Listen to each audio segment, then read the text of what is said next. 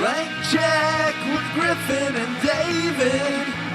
Blank check with Griffin and David. Don't know what to say or to expect. All you need to know is that the name of the show is Blank Check.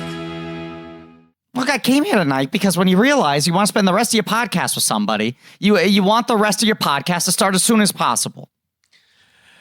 You know, he's not that Jewish, even though he's still very Jewish. You know what I mean? There's my voice. I can't do it. I know.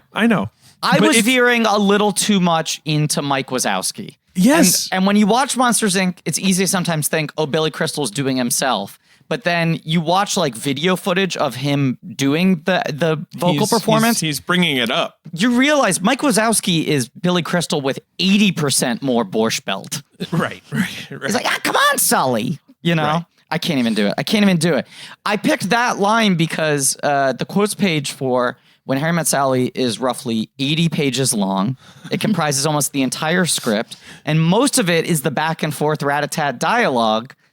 And I couldn't find another good quote that didn't involve you having to say 6 separate lines to lead into it. Yeah, she likes, she spreads everything out evenly. It's the back and forth. Yeah. Can I say something controversial just right off the bat? I might get canceled, but I just want to say this. Yeah, go ahead. This script is pretty good. Yeah. This movie is a pretty good script. It's almost like it's sort of been endlessly copied, basically all the way until the present day. Yeah, like emulated but never replicated. Right.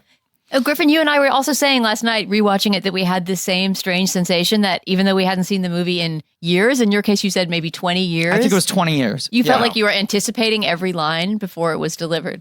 Absolutely. And the more I watched, there were certain scenes where I would not have any memory of them, but then there are other scenes where I would remember every single detail. And then you know what the line's going to be, but then they say it and you're like, yeah, that's pretty good. Still gets you.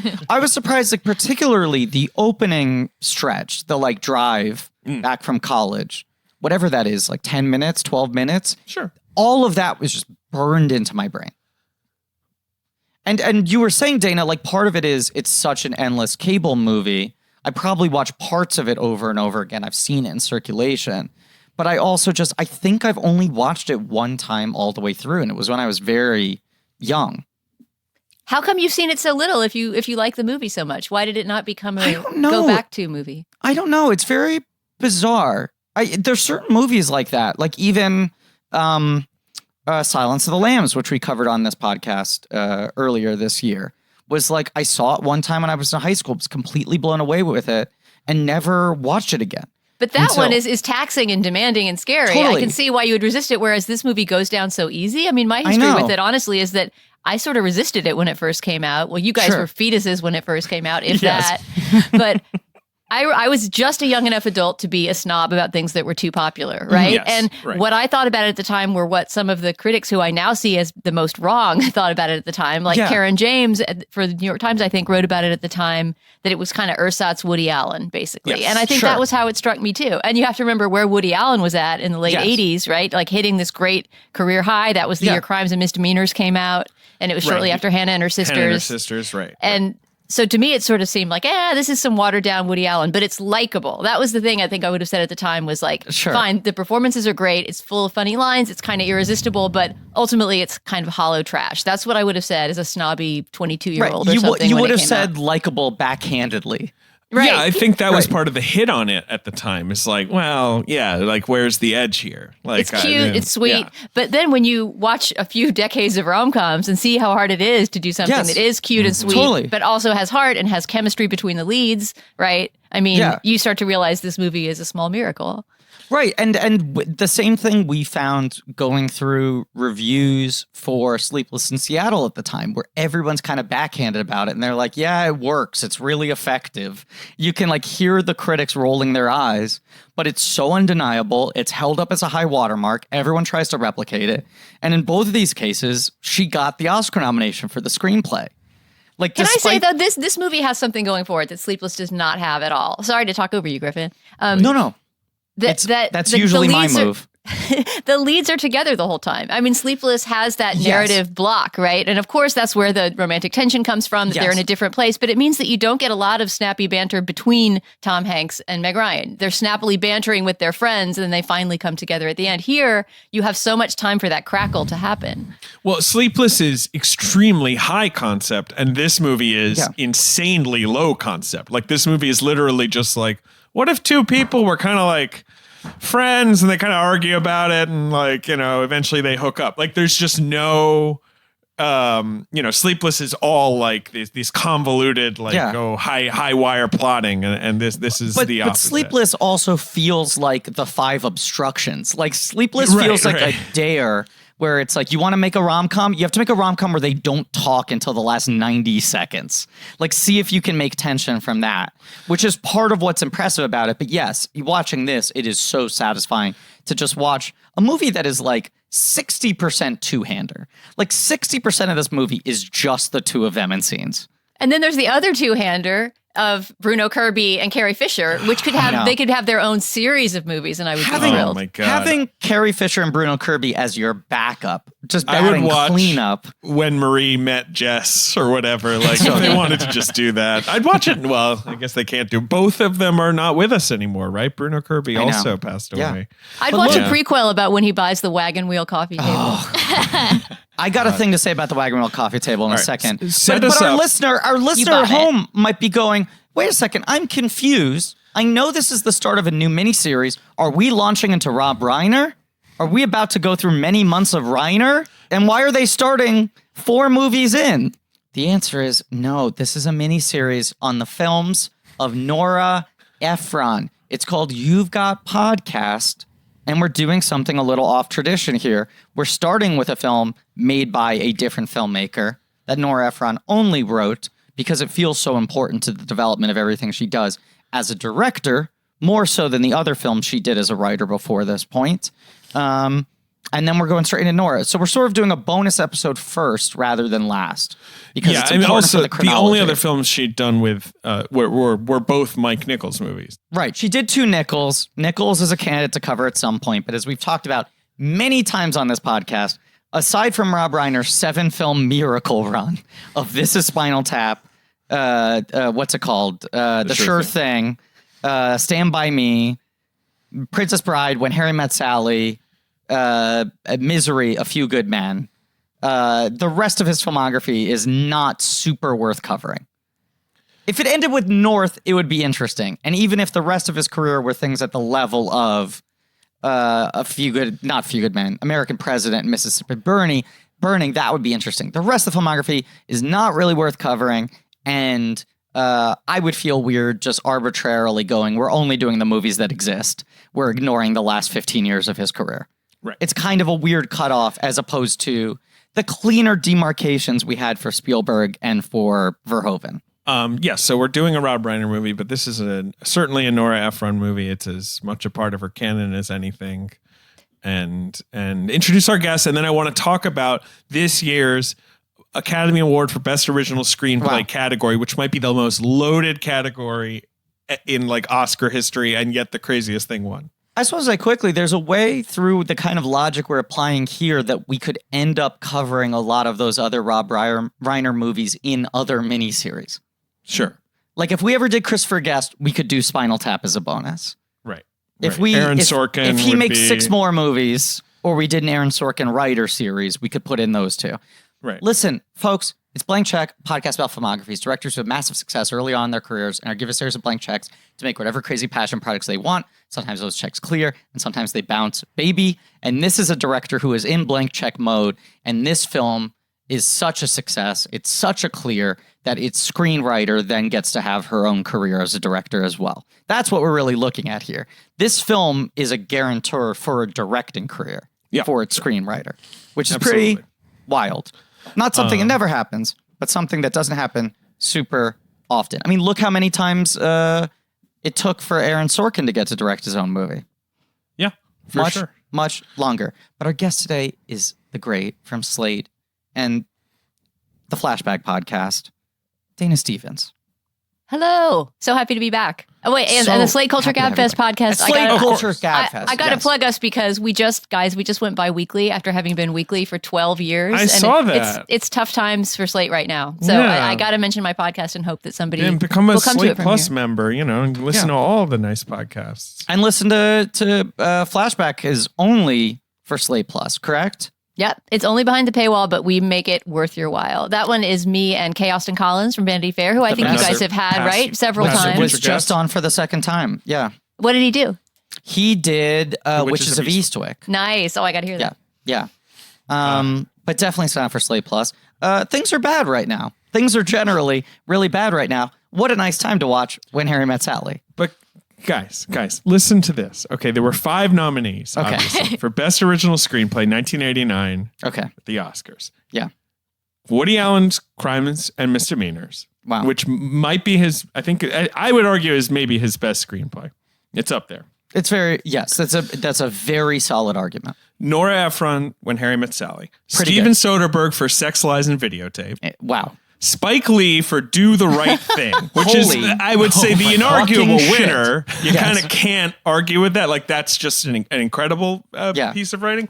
And then the winner was Dead Poets Society. Jeez. Tom Schulman's Dead Poets Society. Like, it's crazy that they were presented with those options. I know Dead Poets Society was a big hit and whatever, but like that they went for Dead Poets Society. That is so Oscars. I mean, if you ever need to explain the Oscars sensibility to an alien, just whip out those stats right there. Right, and then Driving Miss Daisy wins Best Picture. Yeah. That's so crazy. You also think like there's a correct Oscar timeline in which Spike Lee gets his screenplay win then, which probably means that BlacKkKlansman wins picture or director. Sure, I get what you mean. Right? Like by that point, it was like, we're going to give it the one screenplay award because Spike finally needs to win an Oscar. If he had won screenplay 20 whatever years earlier, I think they might have given him Best Picture at that point. Was Do the Right Thing nominated for any category? It was nominated for screenplay and Best Supporting Actor for Danny Aiello, and that's it. That's it. And once again, the winner for Best Picture was Driving Miss Daisy. Driving Miss Daisy, which also won the Golden Globe for Best Comedy over When Harry Met Sally. And we never stopped laughing. Driving Miss Daisy is not that funny. I mean, have you seen Driving Miss Daisy in any kind of recent memory, Dana? I don't even think I saw it back then. I've never seen it. That was the ultimate movie to be a snob about. Right? Yeah, exactly. Right. I was fully in snob mode. I didn't see Titanic until like 5 years ago. I mean, almost all of the huge monster hits of the 90s, I snubbed because I was, I was like reading existentialist poetry or something. Well, you got to do that. But Dana, you got to admit, Titanic fully slaps, right? That movie. Oh, yeah. Oh, my God. I should have come to it at the time. It's like I was so much older then. I'm younger than that now. That's my relation to that movie. I'm now teenager enough to appreciate it. I had the same thing. I didn't see it when it came out. When I was a teenager, I viewed it very derisively. And then years later, I watched it on cable. And I was like, this movie sucks until they hit the iceberg. The only stuff that's good is the Cameron-y showcase stuff. And it was only in the last 5 years that I was like, no, this movie's like top to bottom, the best. Griffin, were you like me and just mostly looked forward to the guy hitting the propeller and then spinning all the way down? Yes, that was my favorite moment. That's my favorite part. Right. I was like, this movie does not work for me emotionally at all. I just like the sort of showcase technical bravura stuff. But I also was only watching it like full screen standard def TV. Yeah. And it was when when they re-released it in 3D and I went to see it from the opening moments, I was like, oh, this thing's a masterpiece. Whereas this is a very pretty movie. It's shot by Barry Sonnenfeld. And it has all his trademark. Like, he loves the camera low to the ground. He loves big, autumnal photography. But this is a movie that kills on cable because you can enjoy it on the tiniest screen. Like, the dialogue's always going to be good. Like, but this is the wildest thing for me is like, so I saw this movie, I think when I was 10 or 11. I saw it very young because the AFI had done their like 100 years, 100 laughs lists, or as Meg Ryan calls it, funny times for funny people. Right. Of the 100 funniest movies of all time. And as a comedy nerd, I was like so obsessed with it. And Blockbuster gave out a little foldable checklist. and I compulsively wanted to see the 100 funniest movies of all time. So I started watching a lot of movies that were maybe a couple years beyond my age, because I felt like I had to see all of them. And a lot of them, because it was an AFI list, were not like laugh out loud, like crowd pleasers. They were movies that were kind of like, chuckle to yourself kind of comedies. So I'd watch them and I'd be like, why was this so high rated? And Harry Met Sally was one of the ones that I watched and I was like, I totally get this. This is totally funny. This totally works for me. It's so entertaining. And then I weirdly never watched it again in full, had watched it the one time, probably on VHS, and then watched this on Blu-ray last night, and it looks so goddamn good. Oh, it's a good looking movie. Because it is a movie that played so well on cable for so long, you don't realize how well shot it is. Question. Is this movie set in New York City? Ben, not only is this movie set in New York City, but you could argue it should be called When Harry Met Sally Met New York, because New York is almost like a character in this movie. Yeah. I kind of felt that way, too, watching it again. I kind of felt like above the title, it should say Billy Crystal, Meg Ryan, and New York. It's funny considering it begins in Chicago. It's got that nice shot of the University of Chicago campus. Well, and parts of it were filmed in Hollywood when you look at the end at the location, right? So they went and did some exterior shots in New York, and then they were just on sound stages, which is strange to think of. But it is like, it shows you the importance. And a thing that I don't think movies like this do anymore, when movies like this still rarely exist, is like, we have to go film in New York for like 10 days. We have to go film in New York and make it count and go to Katz's Deli and walk through Central Park. We can fake the rest of it on sound stages, but you need enough stuff that is undeniably New York to make it feel like New York. And now this type of movie gets shot entirely in Vancouver. And they're like, yeah, this is New York. This is New York. Sure, I would actually say that's less true now. I think now you can shoot it. There was that period where New York, it was tough to shoot in, but then New York became so willing to allow, they had all the tax breaks and all that. I still feel like people cheap out. Yeah, sure. Let's talk a little bit. Let's zoom out a little bit and talk about Nora Ephron, because it's an interesting career and a different one than we've covered so far in this podcast, because she already had a career of some renown before she even got into movies in any capacity. Oh, certainly. I mean, do you know the Nora Ephron story, Dana? No, tell me the Nora Ephron story. I mean, I assume at this point she was a columnist and journalist mainly, right? She was like Sally in the movie. Yeah. Right. She's the daughter of Henry and Phoebe Ephron, who were both screenwriters, right? Mm-hmm. Playwrights and screenwriters and humorists. And so she grew up in that, and they were both, East Coast folks. She's a New Yorker, all that. She's named after the protagonist in A Doll's House. I did not know that. Wow. And I feel like she, right, like this sort of, it's been talked about more now because Amazon even made a show about it, but like she worked at Newsweek when she was right out of college and accepted her position as like a mail girl, wasn't being allowed to write, and was part of that famous class action suit, against the magazine for sexual discrimination, where they were like, women were literally just not allowed to write at Newsweek. Who played her on that TV show? Good Girls Revolt. That's what the show was called. Yeah. Who played her on that TV show? Who played her on that TV show? Grace Gummer, one of the Streep children. That's pretty wild. Yes. And then I feel like right. She was like she had a column at Esquire, and she worked. She married Carl Bernstein, obviously. And she had published a successful novel by this point, right? Because Heartburn was a novel before it was a screenplay, right? So then that's her big transition point. I mean, I was trying to think of like who a modern day equivalent to her would be pre-film career. And it's almost someone like Gia Tolentino or someone, It's someone. Sure. Yeah, like even more fit, but yes. Totally. But I was just like, I was trying to come up with some vague analogy where it's like, here's someone who does a lot of short form work in like very high profile publications and platforms that like has a lot of renown, a lot of circulation. Then she goes on to writing her own book. And then Mike Nichols buys that book adapts it with two of the biggest movie stars and hires her to write her own screenplay. And I watched Heartburn last night for the first time ever, or yesterday afternoon for the first time ever.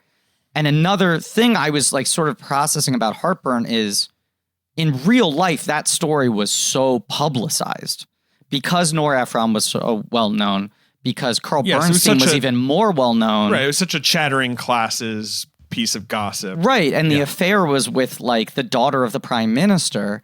That like, here's this like very sort of like tawdry tabloid tale about like the New York intellectual scene, you know, or I guess they were in Washington, D.C. at the time. Then she adapts it into a lightly fictionalized novel, which becomes a bestseller. And then it gets turned into a movie with these two massive movie stars and this like major director.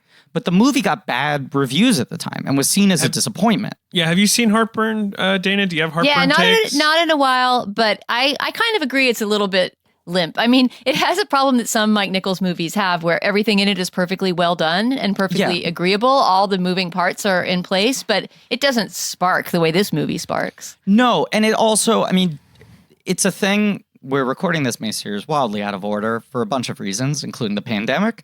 But it's a thing that David and I keep on coming back to, which is like she has a caustic side, Nora Ephron, and then she has this sort of souffle side. And in her humor, in her short form writing, up until this point, she mostly made her success off of the caustic side. And when she moves into movies, disproportionately, her souffle films do really well, and her caustic movies kind of bomb, or always seen as high-profile disappointments. She never figured out how to totally make the caustic stuff work in films, but she figured out how to do the souffle better than almost anyone.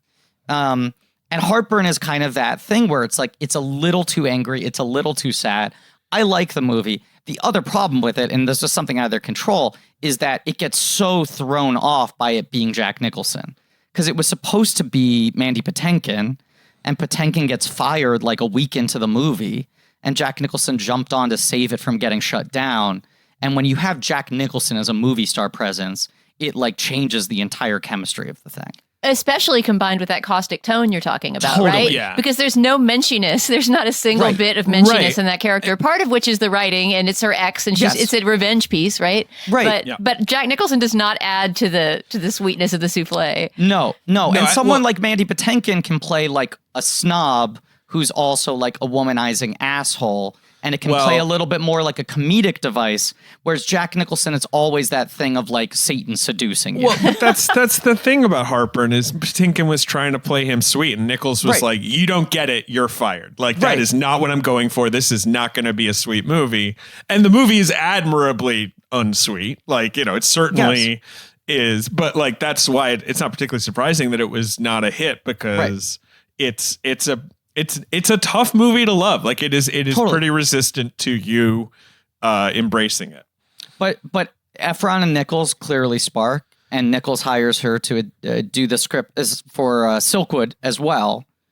And then this is the real breakthrough moment, because this is the first time that Nora Ephron writes a movie that sort of establishes what the Nora Ephron directed films are going to be like. Can I just throw in, though, that Silkwood still rocks and is an incredibly well-done movie? I've never seen it. I need to see it. Silkwood is like what a true story, like it's a great template for like a based on a true story, you know, type movie, I would say. Like it's pretty unsparing. Everyone in it is so good. Oh, and it has this completely matter-of-fact lesbian love affair, right? Or domestic situation, which at the time I remember thinking like, is this possible? Cher and Meryl Streep just live together? You know, I mean, that wasn't happening in mainstream movies. So good in it too. Oh, so good, so sexy. Yeah. I feel like I've always dismissed it for that reason. And we've covered a couple of these on the podcast recently, like Philadelphia and Lorenzo's Oil, that are movies that are easy to just sort of sight unseen and go like, is that some like Oscar baity thing? Like the premise is so dramatic, you know, and like heavy handed and issue driven. Is there any way that movie still holds up? But I need to watch Silkwood. But then I was watching a bunch of the special features on the When Harry Met Sally Blu-ray that Shout Factory just put out. A free plug, Shout Factory very nicely just sent me a bunch of Blu-rays. They have people at their label who listen to this podcast, and they asked me what movies I wanted. And I picked this because I knew we were going to be covering it. But their new Blu-ray is incredibly good for When Harry Met Sally and has this like 45-minute talk between Rob Reiner and Billy Crystal that was filmed in the last year. That's really, really good. But this movie really springs out of Rob Reiner's romantic frustration post Penny Marshall divorce, which is a weird thing to think about. And he wanted to make a movie about trying to figure out how to date again and just sort of like elementally the relationship between men and women and all of that. But a lot of what he was pulling from was very autobiographical. And he very wisely said, I should get a female writer because I understand the male perspective and I'm the one directing this. I should find a female writer who can add a lot of perspectives that I don't understand to this, rather than me trying to tackle everything myself. So I think he just reaches out to Ephron and hires her off the strength of her previous work. Pretty much, yeah. Griffin, something about that collaborative relationship, which I'm sure you know if you just watched all these extras, they must talk about it. But I was really struck reading about this movie, how much it sprung out of a collaboration among all of these people on a personal level, right? So Billy Crystal and Rob Reiner were really old friends at the time, very good friends, right? So the character Billy plays is based on Rob, and there were a lot of interviews with Rob Reiner that Nora Ephron did to essentially lift dialogue from him, right? Yeah. And something that really strikes me watching this, I mean, people always talk about, can men write women? I think this is a great job of a woman writing male characters, right? And the batting cage scenes, you know, the wave at the football game, like all these ridiculous masculine rituals that she nails. And I think a lot of that comes out of her interviewing Rob Reiner at length. And apparently also on set, there was a huge amount of, collaboration. For example, we'll get to it, but the orgasm at Katz's scene was something that came out of, they wanted to do something about a fake orgasm. They couldn't decide how to turn it into a joke. Meg Ryan had the idea of her faking it. Rob Reiner had the idea that it would be in a public place. And Billy Crystal came up with the line, I'll have what she's having. Which Rob Reiner's mom, of course, delivers. Right. The more I dug into the special features, the more every story was like that. It was like a perfect confluence of everyone adding stuff. And as Rob Reiner pointed out in his like very menschy way, he was like, look at how many directors came out of that movie. Like Billy Crystal goes on to write films and then direct films. Barry Sonnenfeld goes on to become a major director. That's true. Nora Ephron goes on to become a major director. And Meg Ryan even directs a film later. So he was like, it would have been dumb of me to not recognize and accept the collaboration of all these people on set who clearly had so much to contribute. You had all these people who were able to provide more than the job they were ostensibly hired to do. And like Nora Ephron is a producer in this film in addition to being a writer. And I think that title reflects the fact that like she was on set every day.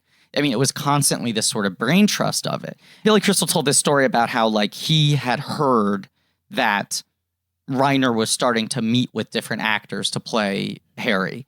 And he hadn't been called in for a meeting yet.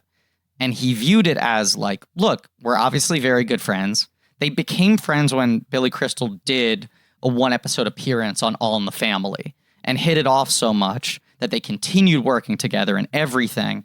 And Billy Crystal has his tiny role in Spinal Tap and the larger role in Princess Bride. I mean, they continue to do like little things together, but Reiner said his big fear was, I don't want to embark on that heavy of a collaboration with a guy who I consider one of my best friends because you're putting a friendship at risk. Sure. And so he sort of tried to avoid, is there a way to not hire Billy to play Harry for a while? And Billy Crystal very magnanimously said, like, he knows what I can do. We're friends. If he thinks I'm the right guy for the job, he'll hire me. And if he doesn't, then he has his reasons. And I trust him enough as a friend and respect him enough as a director that I won't question that. So he never campaigned for the part until Rob Reiner came around to him and said, I'd made the calculation that I think our friendship can survive this. But he said on top of, as an actor, that I thought he could do it, and the fact that he knew me so well and the part was so autobiographical that I knew he would get it, I also knew he was a writer on top of it. He would be able to add all these other things with his brain comedically on the set every day. And Nora Ephron was the same thing. Hire her as a writer, have her work on the script, but also that's getting her on set every day working on all of this. Can I just say, I love how that hesitation between these two best friends as to whether they'd make a movie recapitulates the story of when Harry met Sally. It's like consummating their relationship. Absolutely. And the other thing they talked about is a lot of the scenes between Harry and Sally in this movie are scenes of things that happen between Rob Reiner and Billy Crystal. Like talking on the phone at night, right? They used to call each other and watch TV together over the phone, which is so sweet. That's directly lifted, right.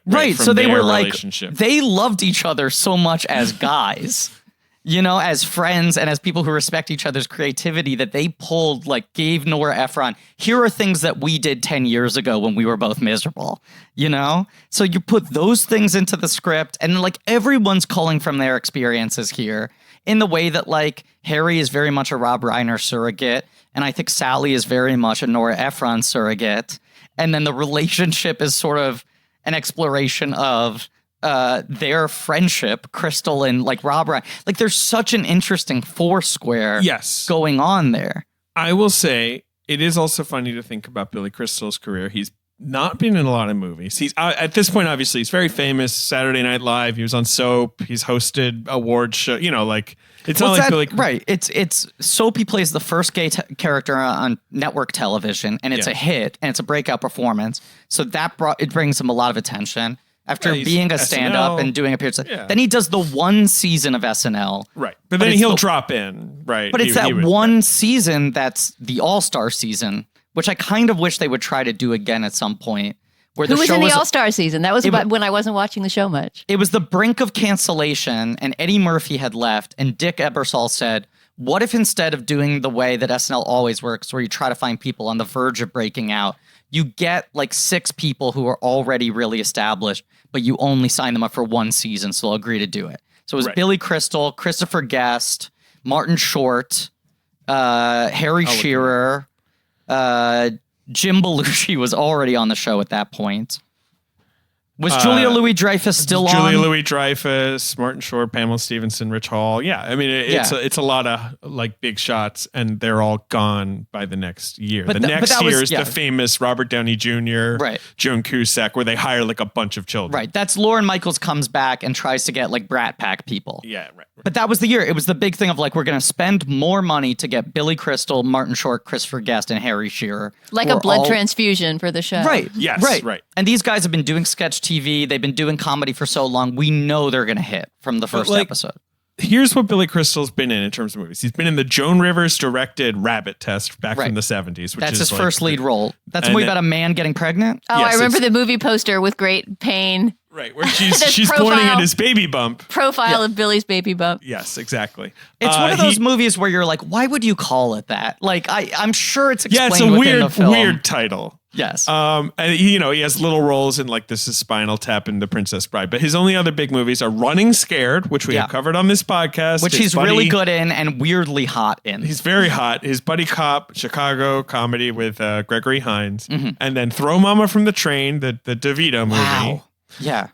And Memories of Me, which he wrote as well, which I've never seen, which is I don't know, sort of a forgotten Billy Crystal project. I don't know if anyone's ever seen Mr. Saturday Night prequel. That's coming out soon. City Slickers is coming. People his 90s run is on its way. Yes. Right. Come on. City Slickers is great. Movie. Sure. I mean, I haven't seen it in years. I'm glad they made a sequel. But that's when he becomes the main creative force behind his movies. Yes. He's top billed, right? But it's sort of funny to think about Billy Crystal as movie star. Totally. And, it's especially romantic lead, right? Which he really never was before and really not since. But feel free to weigh in, Dana. It never worked as well, but he tried again. He tried again with Forget Paris or I feel like there's another one I'm forgetting where he's an absolute. Well, maybe it's just Forget Paris. I think that's about it. He's romantic in The Princess Bride. Oh, he's very sexual in Princess Bride. But Dana, I mean, weigh in. I guess Father's Day. That's the other one. What am I weighing in on? Whether Billy Crystal is hot? And when yes, Billy Crystal hot. Because I think Billy Crystal is hot in this movie. Oh yeah, definitely. He's the funny Jewish guy. I mean, that is and was my type. In fact, I'm now married to one, like the short, funny Jewish guy. It's irresistible. Dana, humble brag. I like him with the beard in this. I know he that's transitions out of the beard. But that's the through line with Running Scared in this. He's weirdly hot and he's got the beard. And then once he shaves it, he does have an odd face. He is not an unhandsome man, but he has odd features and he has such weird hair. Always. He's always had the odd hair. His hair's only gotten odder, but it's always been that shape. Yes. But the beard is when it's working best, but like the charm he exudes when he's singing Oklahoma, it's too much. But there's something, the big dick energy he's got during the college section of this movie. That's what I'm saying. He's coming into the car. He's with Meg Ryan, who obviously is a very beautiful actress who's like, I think at this point better known as like, you know what, she's in like absolutely Top not. Gun and Absolutely Inner not. Space, right? It's Top Gun. This is her first real leading role. Yeah, no, that's what I'm saying. I'm not saying she's better known than him. I'm saying she's better known. She's not known as a comedy figure at all. She's like a beautiful young actress. Yes. And he's the one who's like, well, all right, you know, whatever. You probably haven't even had good sex yet. Like, I'm cock of the walk over here. Right. Like, he's all alpha energy, and it's not what you'd expect. You'd expect him to be the nebbishy kind of funny guy. I'm just thinking of his delivery of the line, "Ride me, big Sheldon." Yes. But that's the thing. You're like, immediately, you're like, I can't believe Billy Crystal is pulling this off. You know, like, you could not predict that he, and I guess Rob Reiner could because he knew him well enough, but that he would have the capacity to actually play someone sort of that arrogant and that macho successfully and somewhat charmingly. And the weird thing is, if you looked at this poster at the time, I have to imagine it must have felt like a late period Adam Sandler movie where it's like, this guy is not sexy and somehow improbably he has a very pretty young actress fall for him. And I imagine they don't have any chemistry and the movie is totally one-sided. And then you watch this film and like they're both on the exact same level. Yes, how to define they have great chemistry because they do feel like they just like know each other really well. Like and it's partly the structure of the movie that has the two false starts to their relationship before they're actually friends. So it kind of like they kind of get being young idiots out of the way. But like most of the scenes, which are just like them talking, like the scene where they argue on the stoop and then immediately kind of diffuse it and hug, like you can't fake that. It's very impressive friend chemistry on top of romantic chemistry. Totally. And it's interesting that then Tom Hanks is the guy who she keeps making movies with. But I think almost you couldn't replicate this. Like you couldn't go back to the well again in the way that you could with Hanks because he's a little more versatile. You can fuck with that dynamic a little more successfully. But Dana, I feel like you don't like the Hanks movies. Like, well, you guys asked me to do Sleepless in Seattle with you. No, right? we asked you to do You Got Mail. And we switched you onto this because I know you don't like You Got Mail. I preferred this one. Well, I mean, I don't want to do a movie that I have to sort of bag on its basic premise with you guys. That seems ungenerous spirited. You can find other people who love You've Got Mail. Yeah. And there's something very basic just about I love my corporate raider sort of premise of You've Got Mail. I mean, it's very 90s. It is of its time, yes. But of course, I mean, Tom Hanks, I think at the time people would sort of say that Tom Hanks and Meg Ryan were, you know, he was the male Meg Ryan and vice versa. They were America's sweethearts, yes. And so they more have that classic Hollywood match. And of course, what makes When Harry Met Sally work so well is that they don't have that classic match. Right. You know, they're these oddballs that don't seem like they would belong together, and yet they do. And you have to attribute so much of that to Nora's writing as well. Absolutely. Yes. You know, talking about why they work so well together, in our Sleepless episode, which we've already recorded, David, you talk about the weird sort of sing-songy quality to how Meg Ryan delivers dialogue. That's exactly what I was about to talk about. Yes. There's some weird melody that she finds, and I think she finds it particularly well with Nora Ephron, but it's sort of her very nature, especially with comedy. And then Billy Crystal is such a sort of musical actor in that he's so timed to kind of classic Borscht Belt rhythms. Yeah, he's such a vaudevillian, like that's what I was in a great say. Way. Right. He's this neo Borscht Belt guy. Like he was somehow this 20-something guy, you know, 30-something guy in the 70s and 80s who felt like Henny Youngman and somehow made it feel a little modern and a little cool for a pocket there. And then Ephron writes so musically. It's so much about the rhythms and the rat-a-tat. And Rob Reiner said that was the main thing he was going for on this movie. And most of the sequences, and even when he cuts and when he doesn't cut, is designed around trying to capture that rhythm. I think it's why it works so well, because literally they're just two actors who figure out how to find the same tempo. You know, I think that's what the X factor in their chemistry, aside from them being good actors and probably getting along well offset, is that they both are able to find the right beat to work off of. And that makes it feel so magical, because it's like you're watching, I don't know, an a cappella group. I don't know. What were you going to say, David? Oh, just that she has this take on Ephron's dialogue that's sort of like, she trails off in these really sort of enchanting ways, and it's the sort of flibbertigibbet thing that she's particularly good at occupying. And like Sally is a little different from the Sleepless in Seattle character, who's a little different from the You've Got Mail character, but they do all have that kind of like, you know, I don't know, sort of genius scatterbrain thing going on. And Billy's on a different clip, because Billy's like a fucking jazz drum. Like, he's just like relentless, like to the rhythm. And then watching this thing on the Blu-ray, it's like, right, Billy Crystal and Carl and Rob Reiner still just talk like that all the time. As they were telling anecdotes about making the movie. Like, everything they do, it's like this. You know, I say to the girl, what are you talking about? You know? Yep.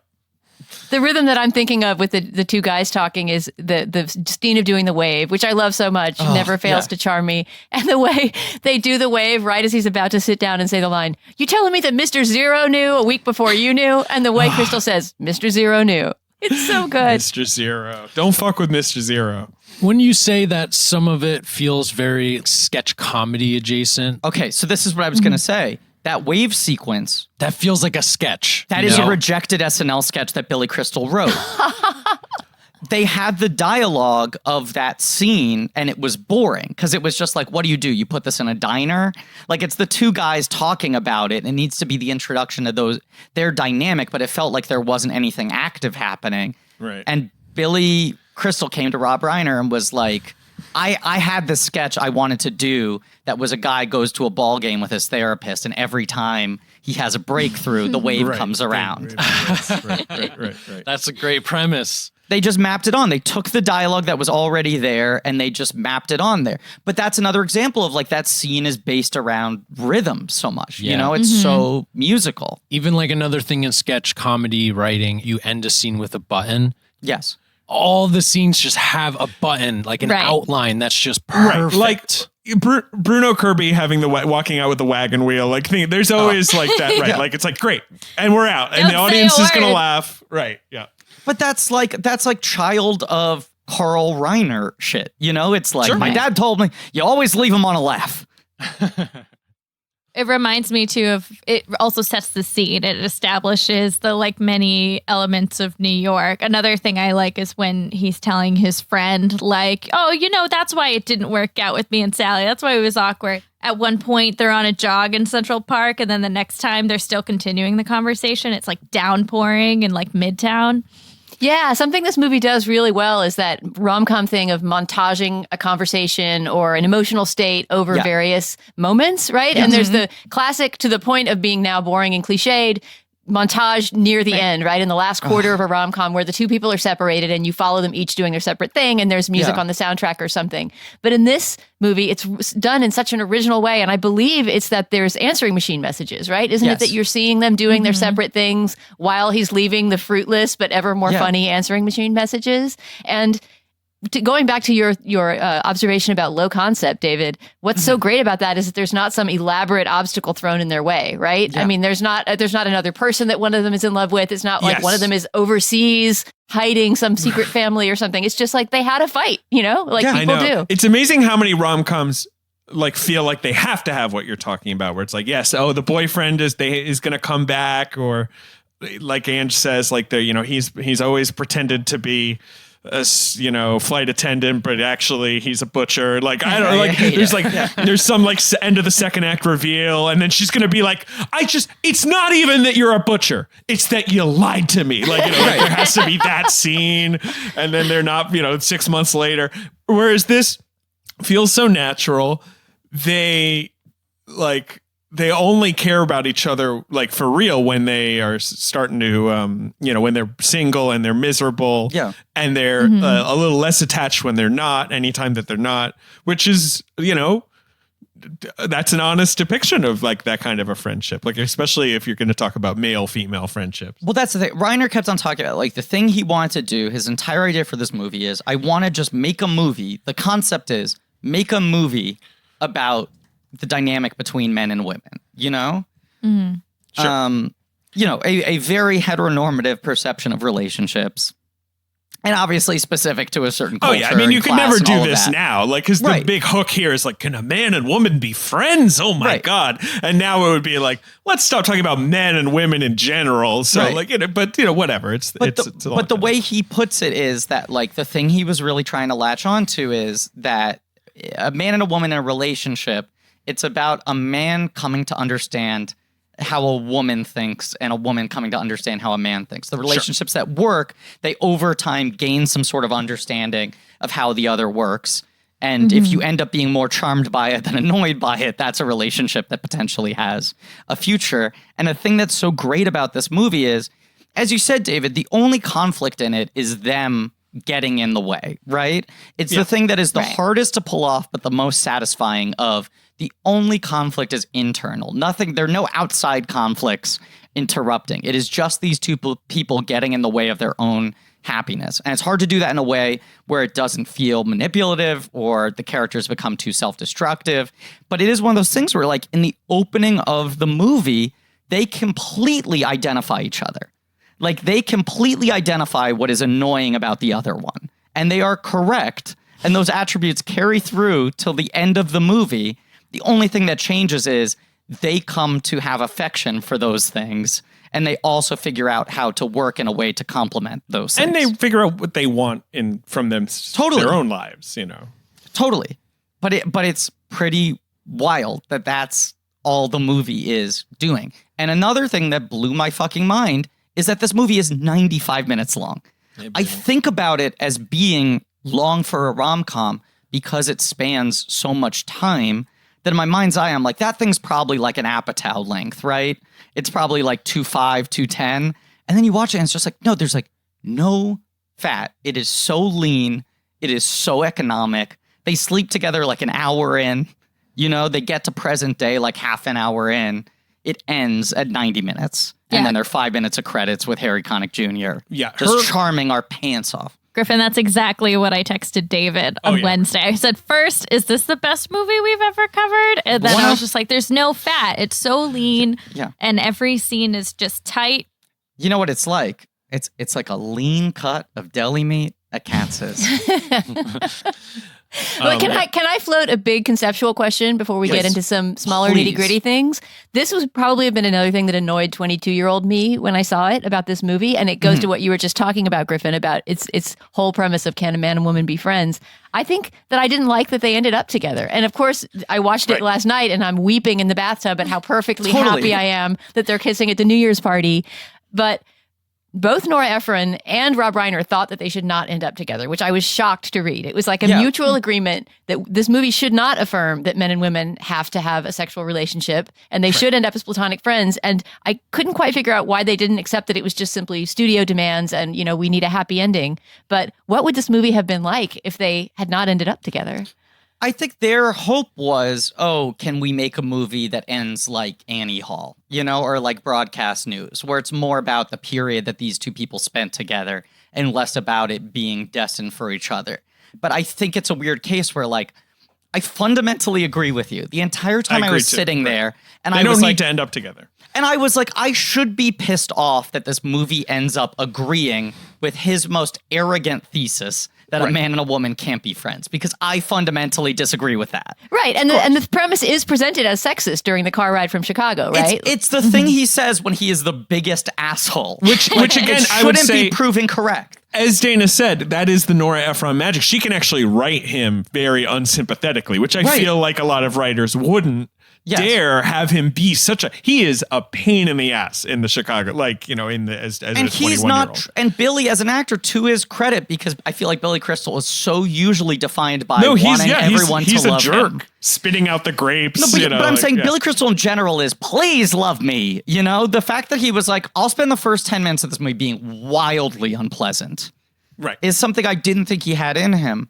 But I think this is just one of those like force majeure cases where you look at the footage and you're like, audiences are going to hate it if they don't end up together. Fundamentally, you want to see them end up together, even if it proves him right.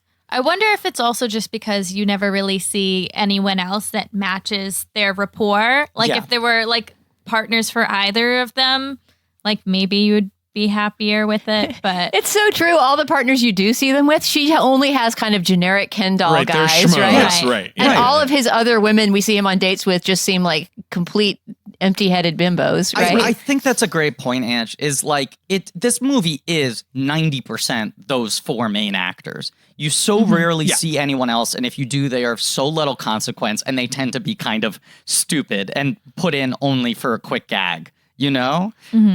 So everyone else is so kind of unpleasant or boring or dumb or whatever in the movie. Even when you see Helen at the Sharper Image, you think that was it? That's what you're pining for?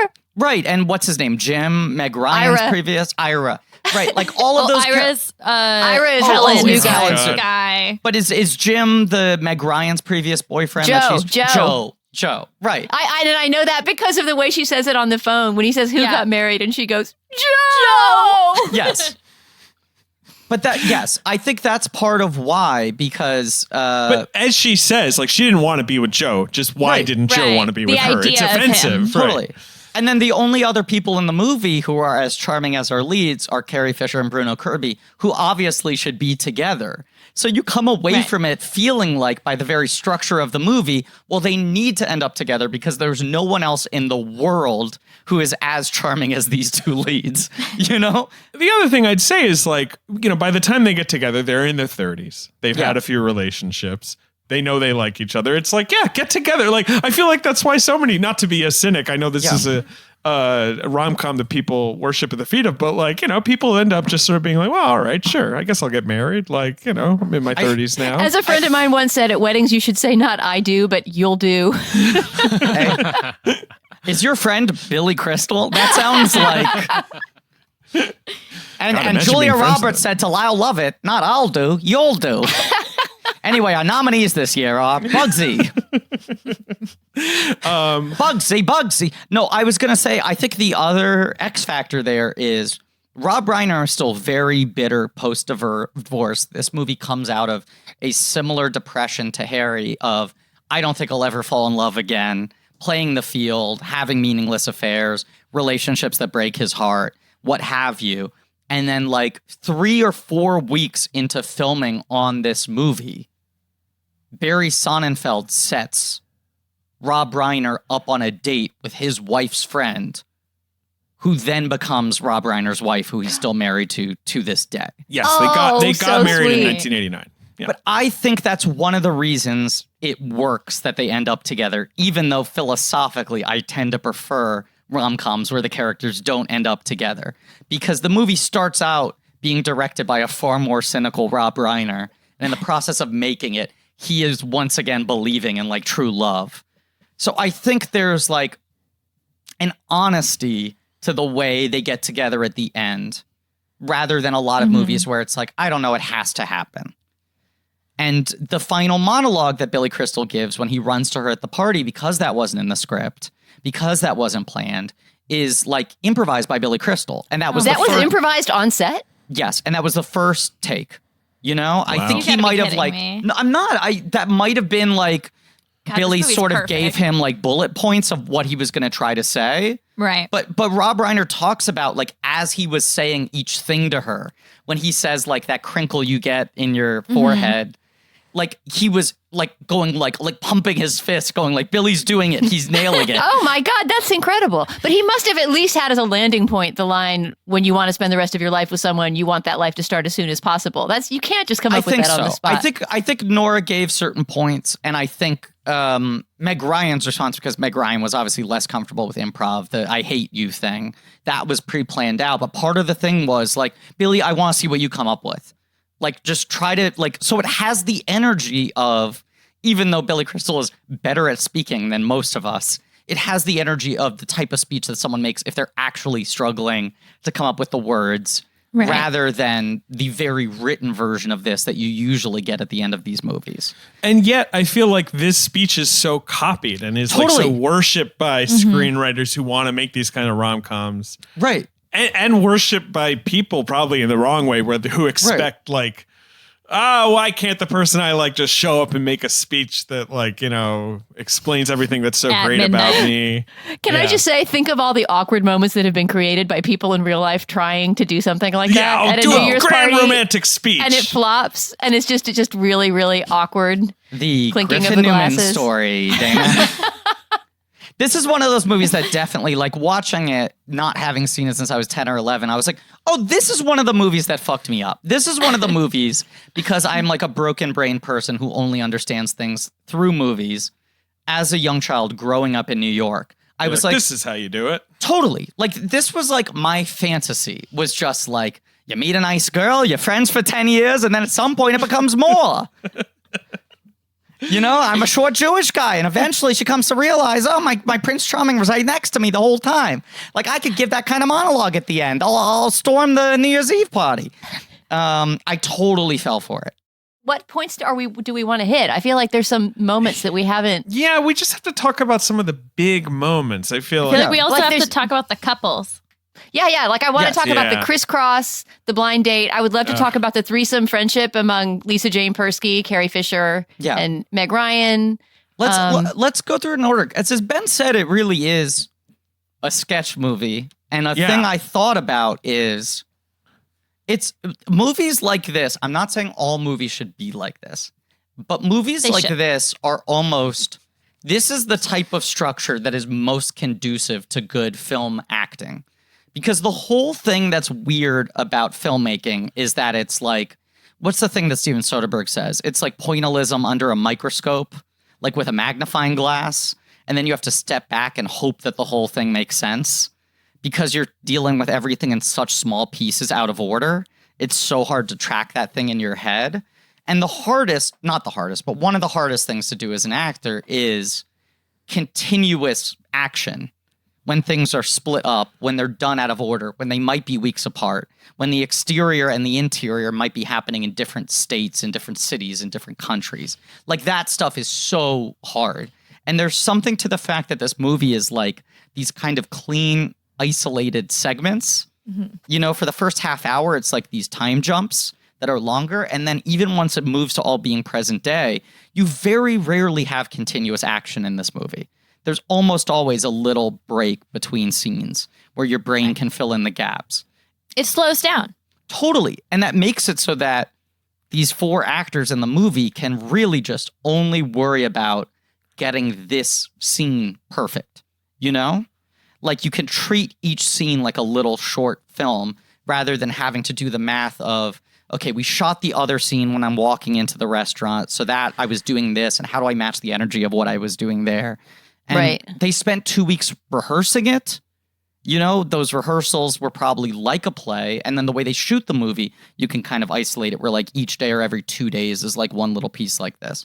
But yet it doesn't feel like one of those SNL sketch movies that has no narrative coherence. It's not A Night at the Roxbury or whatever. Like, no, because the thematic tie between all those sketches is their relationship. And there is an arc to it. So it does feel organic and not piecemeal. Right. I think there's a natural build between both of them where you can see parts where Sally's leaning toward, like, she kind of has a crush on him a little bit. And then he'll say something about just being friends, or she does something extremely charming. And you just like watch Billy Crystal like fall in love a little bit. Like is it the Museum of Natural History? Yeah. No, it's at the Met. They're at the Met. the Yeah, Met. That his the face, Paprikash the scene. Paprikash might be like my favorite. One more thing I want to mention is we got to talk about Harry Connick Jr. and just in general, Yeah. you know, the not just him, but the soundtrack and the presence Piano of old music. jazz and stuff like that. It's so good. But again, Ersatz Woody Allen. All right, we'll talk about it. No, Yeah. I want to talk about that because I do feel like you do get the ersatz diet Woody Allen thing, but then I watch this and I'm like, even putting aside personal life, this just ages better than Woody. That's what Allen. I want to talk about. Like, I mean, Yes. I want to revisit my, snobby 80s self who was sort of saying like, but Woody Allen is the true artist. And like, look what's happened. Look what has lasted over the years. Yeah. You know? There's something we'll about discuss. like even just doing the Harry Connick and not, the slight change in font style and all that sort of stuff feels so much less precious than the opening credits of any Woody Allen movie now, And I don't know if it's just that he replicated himself so many times that it just feels like so hollow now, even when you watch the earlier films. But there's something about this. It feels so much more organic and earned. Yeah. And I think a huge part of that is just like the women are much better written in their real characters, Yeah. I mean, with the exception of maybe Diane Keaton and Annie Hall, who obviously has a huge influence on Sally, right? Right. There's a lot of Diane Keaton elements in this And performance. there's that one outfit when they're walking through Central Park that is so Annie Hall. I was just going to look up who did the costumes for this because I think part of what annoyed me at the time is that I worshipped Diane Keaton as my personal style icon and still do. And a part of me thought just like they're just doing a fake Annie Hall. But let me see who did the costumes. It's Gloria Gresham is the costume designer. No idea who that is. No, neither do I. Just seems like a pretty, like worked on a lot of Rob Reiner movies, like a pretty just sort of like journeyman Hollywood costume designer. Okay, Like, I know her nothing name now, crazy. but yeah, okay, let's talk a little bit about Meg's costumes. And her hair.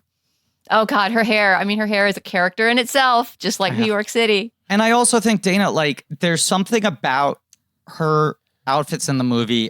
Maybe it's not the first, but this might be the perfection of the wave of rom-com heroine that is defined by her layers, Well, the Diane Keaton outfit that you're talking about, I'm assuming, is the one with the sort of wide-brimmed hat. Yes. Well, she She's has got the- derby hats. She wears these Right, almost it's a Chaplin-style derby hats. Yeah. Right. And then And she she's wears got the baggy pants, Yes, men's and shoes. She's got Right. gloves. She's got a sweater. She's got a sports coat over it. Like, Yeah, her character is almost defined by costumes in a somewhat silent movie-ish way, right? There's like a silhouette to Meg's outfits Totally. that really sets her apart and makes her sort of old-fashioned, like a screwball queen or something like that. Very Whereas much Billy so. Crystal's outfits are very 1989, right? Very Right. much of his time. and like that classic thing of like where men just stop changing their fashion sense, right? Like this is what Yeah. Billy Crystal will always look like from now. Like this is it. He's figured it out, and that's what he'll do. Right. Unless he's a tiny green monster. Right. Who is always in the nude. This almost becomes like the new uniform for the working woman in comedy, Like you move past the like His Girl Friday where like, the woman in the office place who doesn't take any guff has to be wearing like a very, very constricting Edith Head-esque ensemble. And you move to like the way you show a woman who like is all about her career and just wants to figure out how to get her life together is like the sort of effortless but somehow meticulous layering of the shirt and the sweater and the scarf and the accoutrements, the sort of like somehow perfect. I don't know. I just threw this on as I was leaving the house, like that kind of look, which this movie has so down.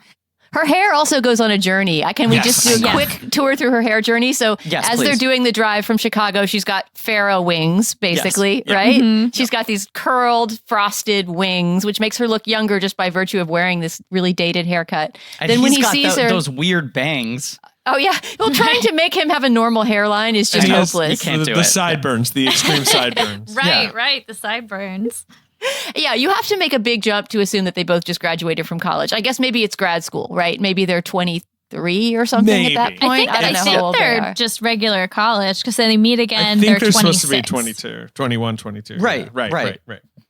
Yeah, because then 12 years elapse afterwards. But wait, just to continue her hair journey. Yeah. Then he sees her in the airport, and there's that scene where she thinks he doesn't recognize her, but he does. And her hair is this very 80s. Yeah, it's like the mushroom blow dried. She's sort of, she's sort of working girl. She has the bow, the big red bow. Yes. That she kind of looks like a flight attendant. Like it's a crazy look. Yeah, that's telegraphing that she's this yuppie. The guy she's with is a yuppie. She's trying to fit into this kind of professional, this upscale world that doesn't suit her free-spirited style. But then as the movie goes on and we start to get to know her and her actual Charlie Chaplin hats and her cute outfits in her real self, her hair gets curlier and curlier, right? Less and less styled. Very much. And More if you volume. notice, the night that she calls him weeping because Joe got married and he comes over and they have sex, her hair is just like a curly mop that she's done nothing to, right? No, as someone with very curly hair, it's very satisfying to see Meg Ryan's hair like that. It's like there's so many, I think like Nicole Kidman similar, where like they had such good curls. And I think every rom-com after this, she kind of had that like straight look.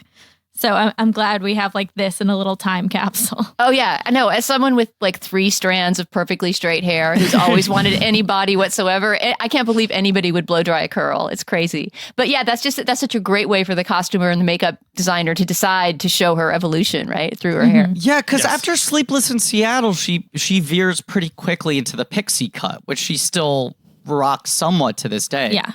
And You've Got Mail, it's very sharp and straightened and like for of like the 15 time. years. Right. It's either that or it's the kind of curly pixie cut, but she never really lets it grow past the ears again for a while. Well, and in the cut, she has the clute hairstyle, though. It goes past the Right. ears then. Because she looks like... And the bangs. What's her yeah, face very from Clute? straight. Jane Fonda. Aesthetically, I like Hairspray, and I know it's bad for the world. But Oh I my think God, the Hairspray's bit of cool. business with the hairspray. Ben, the bit of business with the hairspray in the car where she makes her point decisively by doing this big aerosol spritz. It's so funny, and it's like it's that thing where like payphones in movies. It's the same thing. Like I just love a spray from a bottle onto the hair to punctuate what you're saying. Yeah. all right, wait. So what are some other big things we need to hit? I'm trying to think of... Okay, can we talk about the lunch and they pull out the Rolodex? Yes, I was just thinking of that when she's 32 and they're like, "Oh, you're basically What? fucked. Get your shit Yeah. together." Right. God, that's insane that was a thing. That's the lunch with Carrie Wait. Fisher and Lisa Ann Persky. That's the sort of like, I broke up with Joe. Okay, get out. Dana in showing use. off her Rolodex. That rules. Is it still updated, Dana? With the important addresses, like the ones that really aren't going to change, they go in the Rolodex. I love I it. used to have a Rules. Rolodex. I'm gonna very get one. satisfying. You know what? I'm writing it down. I should have Go on a eBay. Rolodex. They're cheap as hell. Yeah. All right. Is that the first scene with Carrie Fisher? Yes. Yeah. I believe that's the introduction of Carrie He's Fisher. never gonna Carrie leave her. Fisher, who just like maybe one of the Mount Rushmore on-screen best friends. Like for someone who is so defined by being Princess Leia, obviously, right? And then secondarily, like her personal life, her lineage, the ups and downs of her like mental health and everything. I feel like she doesn't get enough credit for how good she was at being an on-screen best friend. Well, she's able to do that side of Nora Ephron that you were saying doesn't work in Heartburn, right? I mean, the the really caustic caustic side. lines get offloaded onto her. Right. And then in This Is My Life, Nora's first proper film, she does all the caustic stuff, but she does it as an agent, right? Or a Yes, she's manager. also in that. Yeah, Right. Sure. Yeah. And she then, works like, with Dana Aykroyd. Hannah and her sister, she's the best friend who kind of fucks you over. Like she's the annoying, like Rose Byrne and Bridesmaids best friend. Like She's she pretty can, great in that. She can do any type of friend role. She was so fucking good at that. God, I just like...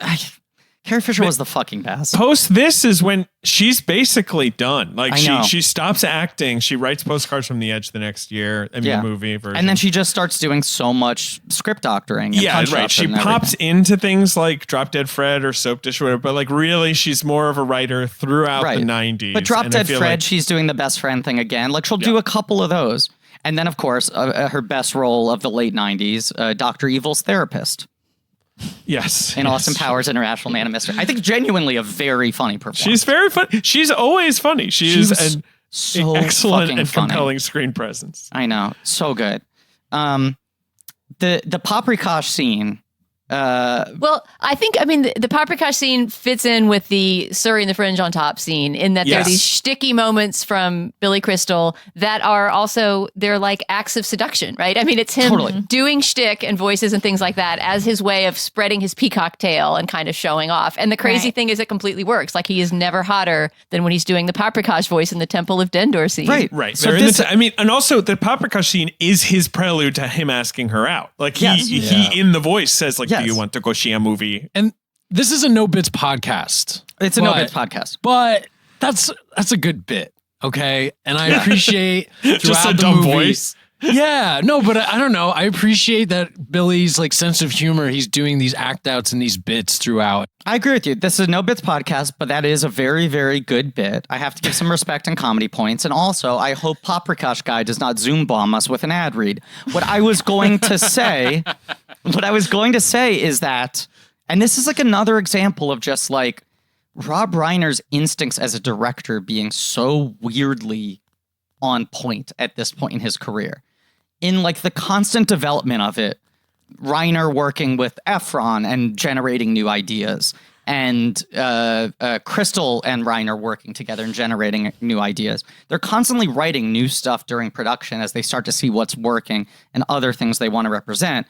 Crystal at some point says to Reiner, you know what's like a real threshold of intimacy is when you develop a funny voice with someone.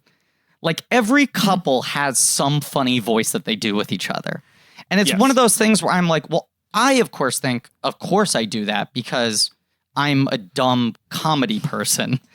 But I do think that's kind of true, that pretty much every single couple at some point has some voice that is only funny to each other, that they say certain things in that doesn't make sense to anyone on the outside. And you won't reveal it. Like if it's ever seen by other people, it's sort of like, Jesus, I mean, I'm sorry. So this is where Rob Reiner's really smart. Billy Crystal says that to him, right? And he's like, that's a really good idea. Let's do that in the Met scene. We have this amazing location. That scene isn't that interesting right now. The narrative weight that needs to be carried in that scene is you finally casually ask her out. But otherwise, that scene doesn't have much going on. Do the voice there. Let's prep something. We're not going to tell Meg Ryan about it. So she has no idea that he's going to do the voice and that bit in that scene. Oh my God, that makes her performance all the more incredible, right? I mean, just her version of the voice, which is so different and kind of wrong, but all the funnier because she's not getting it right. There's literally a moment when he starts doing the voice, and I think it's the first time they cut to her reaction, where she looks and she goes like, oh my God, what? And then he says another thing and she has to respond to it directly. And that was her looking off camera to Rob Reiner being like, we're not going to keep filming, right? Like thinking she was getting pranked mid-scene and Rob Reiner saying like, keep going. And that was the first take too?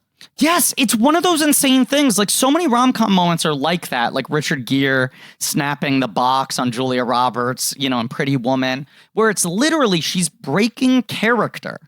She like is reacting honestly to something that takes her so by surprise, and it ends up working as character in the movie. And then the harsh turn to asking her on the date is when she kind of so has to get serious. It's so good.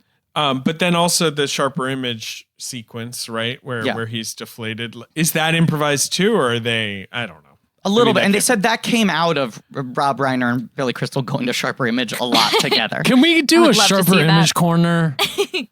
And they cut to the establishing shot outside the Sharper Image, and that specific Sharper Image location, which I feel like was maybe their flagship. The Soho one?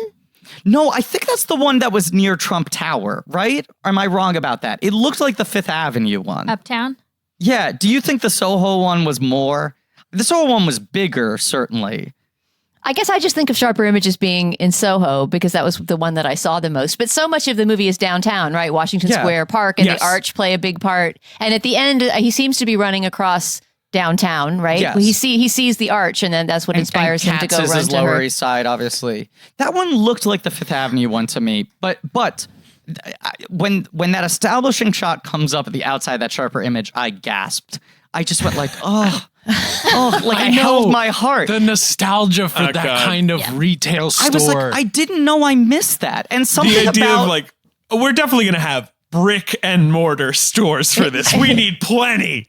But also that sharper image felt like such a unique thing at the time. And I remember that feeling like an activity as a child. When my dad, we would like be running errands and we'd walk by a sharper image location. I'd be like, please, can we go in? Please. Well, because it was an interactive store. You get to try out all this shit. Right. But the concept is it's like as seen on TV merchandise, but Right. it's just a little nicer. And it's stuff where you're like, does that actually work? You know, like I would get the catalog and circle all these things. And my dad would be like, that doesn't work. It's not going to work. We're not going to buy that. We don't need that. Do we remember the massaging chair where you could put your legs Yeah. into the ottoman? Yeah. Then you'd like pretend to get trapped and like, Yeah. ah! It That's what looks I did. it looks Good like bit. the chair they used to capture James Bond Yeah. and put the laser on him. I always played with like the sand on the display. It was sand, and then you also just went straight for like the back massagers. This might come as a surprise, but I've been kicked out of a sharper image before.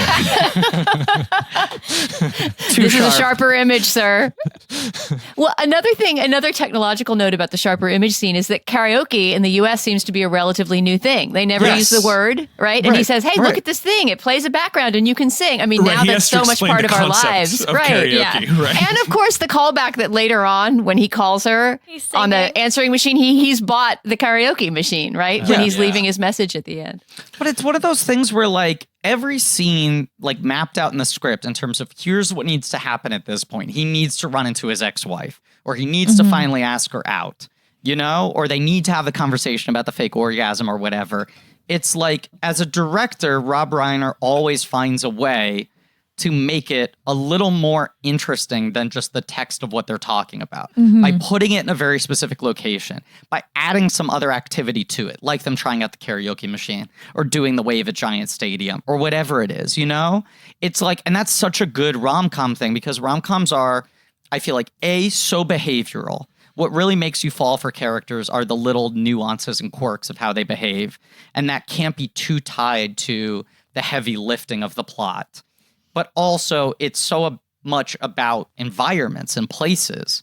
And this movie just like always keeps that in mind. There's always some other thing going on, you know? And doesn't that feel true of relationships Yes. in that I have memories of going out and doing activities like in this movie, more so than like sitting kind of around and just having a conversation over dinner per se. you And I know? feel like you have those conversations where you like, or you think back at the end of a relationship about like the biggest moments, and they always have some other weird X factor to them. You're like, oh, right, that happened at a costume party. We were both dressed up like that.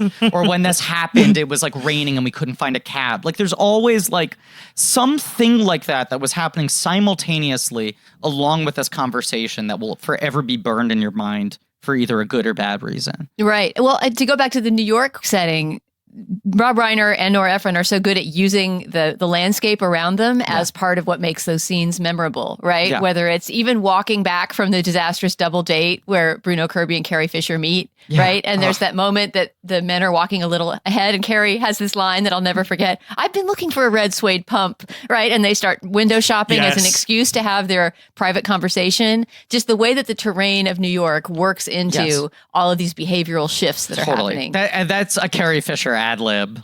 The red suede pump is an ad lib? It's These an ad people lib. are That's a Carrie brilliant. Fisher. But right, and speaking about someone else on the movie who like became a screenwriter and a filmmaker themselves, like you had so many people who were able to generate in addition to the job that they were ostensibly supposed to be doing. But yes, I mean, it's just like what you were saying, every scene having a button. The fucking turnaround of the two separate conversations cross-cut, where they're both mirroring the same concerns of like, of course I'm not offended, but don't do it too fast. She's too vulnerable. You don't want to hurt her feelings. And then just Right. the immediate like fucking Abbott and Costello turn. No, but it's a perfect New York City hookup joke. It is that whole and Bruno Kirby going on about Jimmy Breslin, like, you know, he's like the sort of like sexy version of George Costanza, Bruno Kirby. You know what I mean? Like he has the same kind of like, you know, he's like the kind of white ethnic guy who loves sports, like really cares about him, you know, like, you know, like The thing where she starts quoting his own pieces. Oh my God, he's so turned on. He's just Yeah. like, I wrote that. I swear to God, I wrote that. Well, of course, as a writer, that is the most romantic come on you can imagine, right? Right. Yep. Your words spoke to me so much. I'm quoting them to who I think is a stranger. Bring, bring, bring, bring. Oh, the old-timey phone is ringing. Bring, bring. Old-timey phone. It's the Zoom I know, but notification. it has an old-timey noise. It's what everyone is used to hearing on Zoom. I don't understand why you're calling it out. It's not unusual in any way. But it does seem like someone's trying to enter our Zoom call. Let's let him in. Okay, ready? Let me click on the button. And it's going to make the sound that the button always makes when you click to let someone into a Zoom call. Ready? Creak. Why are you laughing? That's not unusual, David. I was just thinking of a funny joke from When Harry Met Sally. Okay, well, that's good because that movie is filled with funny things, but it looks like someone's entering our call, their video is still loading, and they're probably going to be very serious. So please don't laugh at them, David. Okay? Hello? Hello? Hello, who's this? What, you can't see me with my one eye? No, your picture's a little fuzzy. Announce yourself by name. I'm not fuzzy, that's my friend, James P. Sullivan. I don't know what. I'm Mike Wazowski. Oh, you're Mike Wazowski, the monster, the famous monster. Well, I prefer to lead with comedian, but sure. But you are a monster, you guys. That's not an insulting thing to say. It's. No, you're right. You're David Sims, the famous human, right? I don't know if I'm famous. I don't know. I mean, just check out those Patreon numbers. Okay, wait a second. What? Throw me under the I'm bus a comedian. here. I'm a comedian. I'm busting your balls. Come on. All right, so are you here to harvest laughs from me to power your monster world? That's right. That's your job, right? Yes, I mean, right. I focus on the comedian aspect. That is the end result. Yes. I'm not saying that it's a bad thing. I was just trying. No, I feel like we started on the wrong foot here, and it's gonna take a lot of vulnerability for me to say this in front of you. Okay. And Griffin and Dana, people I don't know, strangers. Sure. I'm insecure about my body shape. Okay. That's so. You shouldn't be insecure about the fact that you are like a big sort of. You're kind of a big round pea, with arms and legs and one eye and little horns. Can I make a confession? Did I nail it? That's pretty much what you are. Yeah, you nailed me. You got me dead to rights. Can I make a confession? I've always wished that my body looked a little more like a stop sign. I know this is crazy. I know there's no frame of reference for this kind of comment on your podcast, but I'm a circle and I wish I was a stop sign. I feel like there's nothing I can do about it to get the body image I want, to learn the habits that would help me live more healthily. It sounds like you want to get in shape. You want to get in a certain shape. And it doesn't have to be about losing weight or a magic number on the scale. Absolutely not. I don't believe in magic. I'm a monster. I believe in science. Right. It's about building healthier habits, feeling better about yourself. So, maybe you want to fit into your favorite pair of jeans, but there are many reasons you might want to practice. Naked. I'm perpetually naked, but go on. That part doesn't apply to me, but go on. Practice self-care. Every person is different. So there's this app called Noom. Noom? They're friends of the show. Noom, Noom. Friends of the show? And it can help you teach the psychology behind the decisions you make, keep track of everything from workouts to steps to diet to healthy recipes. And you get to talk to goal specialists and a community of other Noomers who can keep you on track and give you the support to empower yourself. You sound very excited about this service. I mean, it's a pillar of the show at this point. We love Noom, It's just a good way to keep, if you want to say, eat a little healthier, it's the best way to keep yourself on track. Just I open can't up be eating Noom. at Harryhausen's every night. It's exorbitant. That's Harryhausen. Right, I remember that. Of course, the very nice restaurant in your world. Thank you. Yes, one of the finest. And there's like an octopus waiter, maybe, or an octopus chef. It's got 3 Monsterlin stars. Moncholin. Oh, I see what you've done there. sorry. I'm sweating a lot right now. I don't know why. Suddenly I've just broken out into cold sweat. Okay, look, Noom is a habit-changing solution that's going to help users learn to develop a new relationship with food through personalized courses, okay? It's based in psychology. It'll teach you why you do the things you do and empower you with the tools you need to break bad habits and replace them with good ones. It's not a diet. Almost definitely mother issues. Almost definitely I mother mean, issues. maybe they'll just give you that For alert. me, almost definitely mother issues. Go on. It's not a diet. It's an healthy and easy to stick to way of life. There's no food that's good or bad or off limits. It just teaches you moderation. You can use it in conjunction with pre-existing popular diets. Well, all of that sounds great. Much like how for so long we thought there was only one way of life, which was scaring children, and then we learned there was a better way, which is making them laugh. It seems like I was resigned to having this pea body, but perhaps I can learn better habits and become a stop sign. I hope you can, but listen up. You don't have to change it all in one day. Small steps make big progress, and you can sign up for your trial today at Noom, Noom.com/check. Okay? What do you have to lose? Just visit Noom.com/check to start your trial today. Noom.com/check. And what do you have to lose other than a couple pounds? Hey, everybody, thank you very much. I'm Mike Wazowski. I'll be here all week. See you later. Yeah, he was nice. Yeah, he's a great guy. He's a great actor. I mean, a little intense, but nice. Yeah, but that's the brand. I mean, that's his, yeah, that's what you're hiring him to do, Right. Yeah. 100%. Yeah. Anyway, back to When Harry Met Sally, which has nothing to do with Mike Wazowski. Oh, the kissing, David? Were you losing your freaking mind? Well, I mean, and we talk about this with Sleepless in Seattle, I feel like, as well. Like, this is, I feel like, something she picks up from this movie, like long takes. Yes. Oneers, and then like kissing, like long take, right? Right. Not cutting much at all, and No. like just letting everyone sort of like, own the screen whenever they There's want. a lot of making out.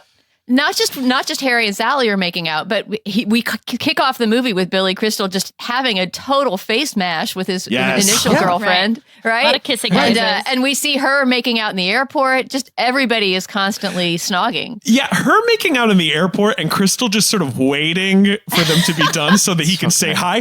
No one would do that. You would just move on and then be like, maybe I'll just sort of like, Right. do a circuit and see if they're Right. not kissing like in 5 minutes. That he both does that and then also pretends that he doesn't recognize her.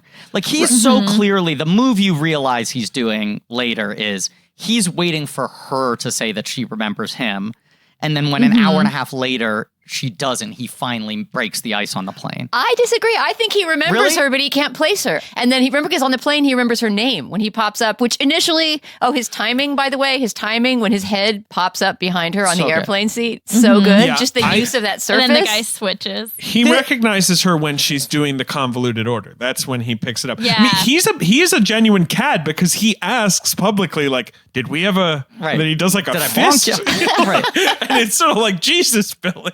But the other X factor is once he places her, for the rest of the movie, he so many times directly quotes things she said in that car ride back.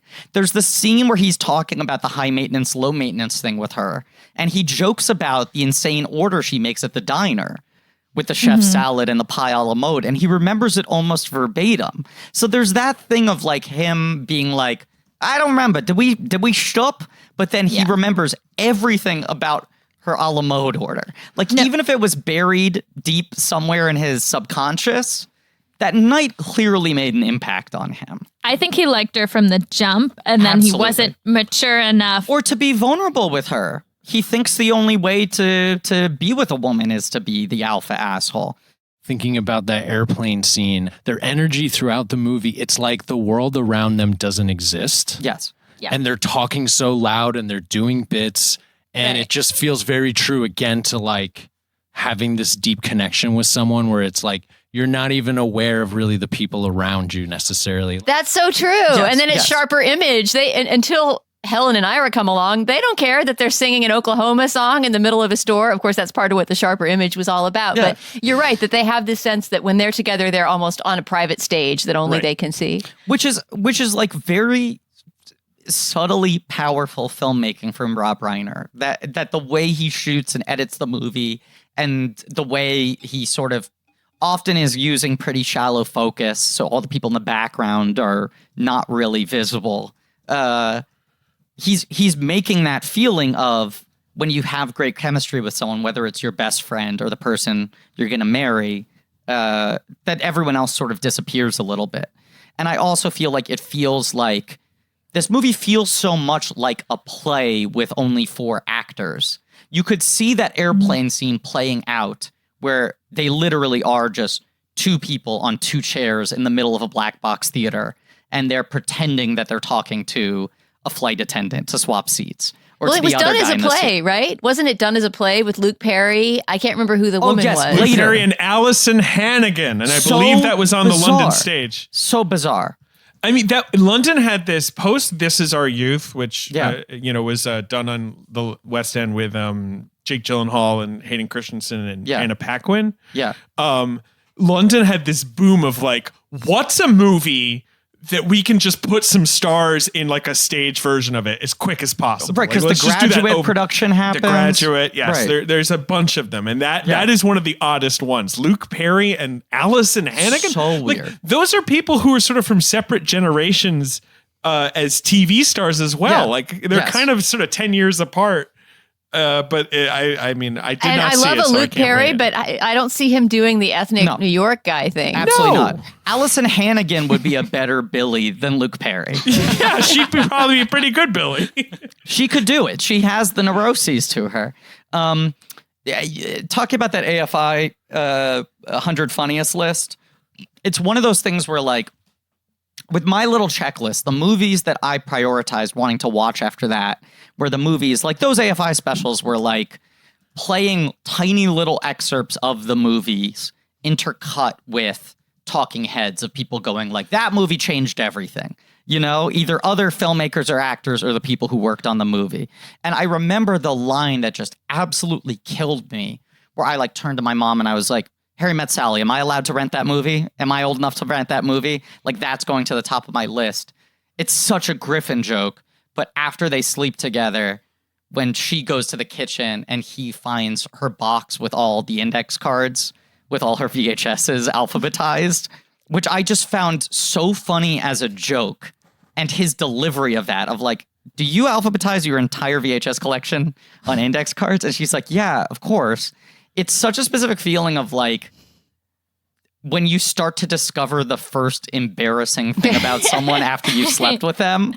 Well, her whole apartment is kind of crazy, right? The stuffed penguins on her headboard. Yeah. Right. I couldn't, and the wicker, there's just something that's really little girly about her apartment. Exactly. And it's like, that's such a weird thing. Like, to what end do you put your movies on index cards in a little box so that if someone comes over and they ask what you have to watch, they can file through the cards rather than look wherever your VHSs are? Like, everything about that is so strange, but it's so telling to her personality. And it goes with the apple pie a la mode order, right? Absolutely. And all of her OCD traits. Right, absolutely. It's like he knew that about her from the moment he met her. That was forefronted. But it's this one example that like isn't a red flag, but is deeply uncool. Where if you discover that the moment after you sleep with someone, you immediately have that like, was this a mistake kind of thing. Yeah, what weirdos have movie collections? How dare you? Okay, well actually, you know what? Shut the fuck up. Like physical movie collections? Okay, actually, Ben, shut the fuck up. Okay, wow. But you know what? Sally would have liked a letterbox. Yes. Her system would make sense now, right? Her system would make sense to organize your digital media. Totally. Let's talk about, since you got to that scene of the morning after of the night they sleep together, and then maybe we can backtrack to when they actually start kissing. But the morning after is a tour de force on many levels, right? And part of it is just the framing, that really close 2-shot where you see the two of them lying in post-coital bliss for her, and just, I don't even know what to name his emotional state, like terror, dread. Yes.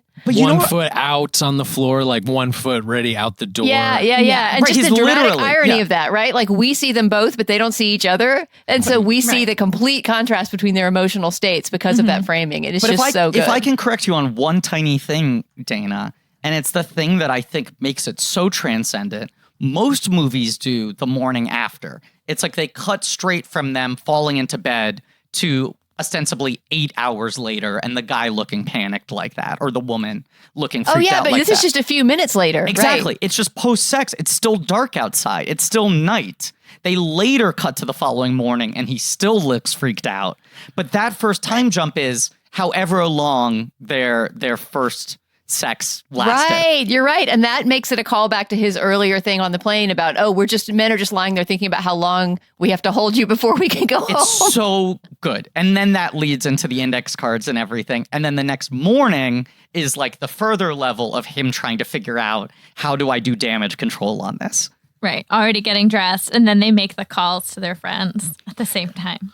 Oh, the split screen stuff is so effective and amazing. So that was all done on sound stages. They were 3 different stages, but they shot it all live with 3 separate cameras because the timing had to be so specific. So they all had earpieces in so they could hear what was happening on the other stage, and they could time it.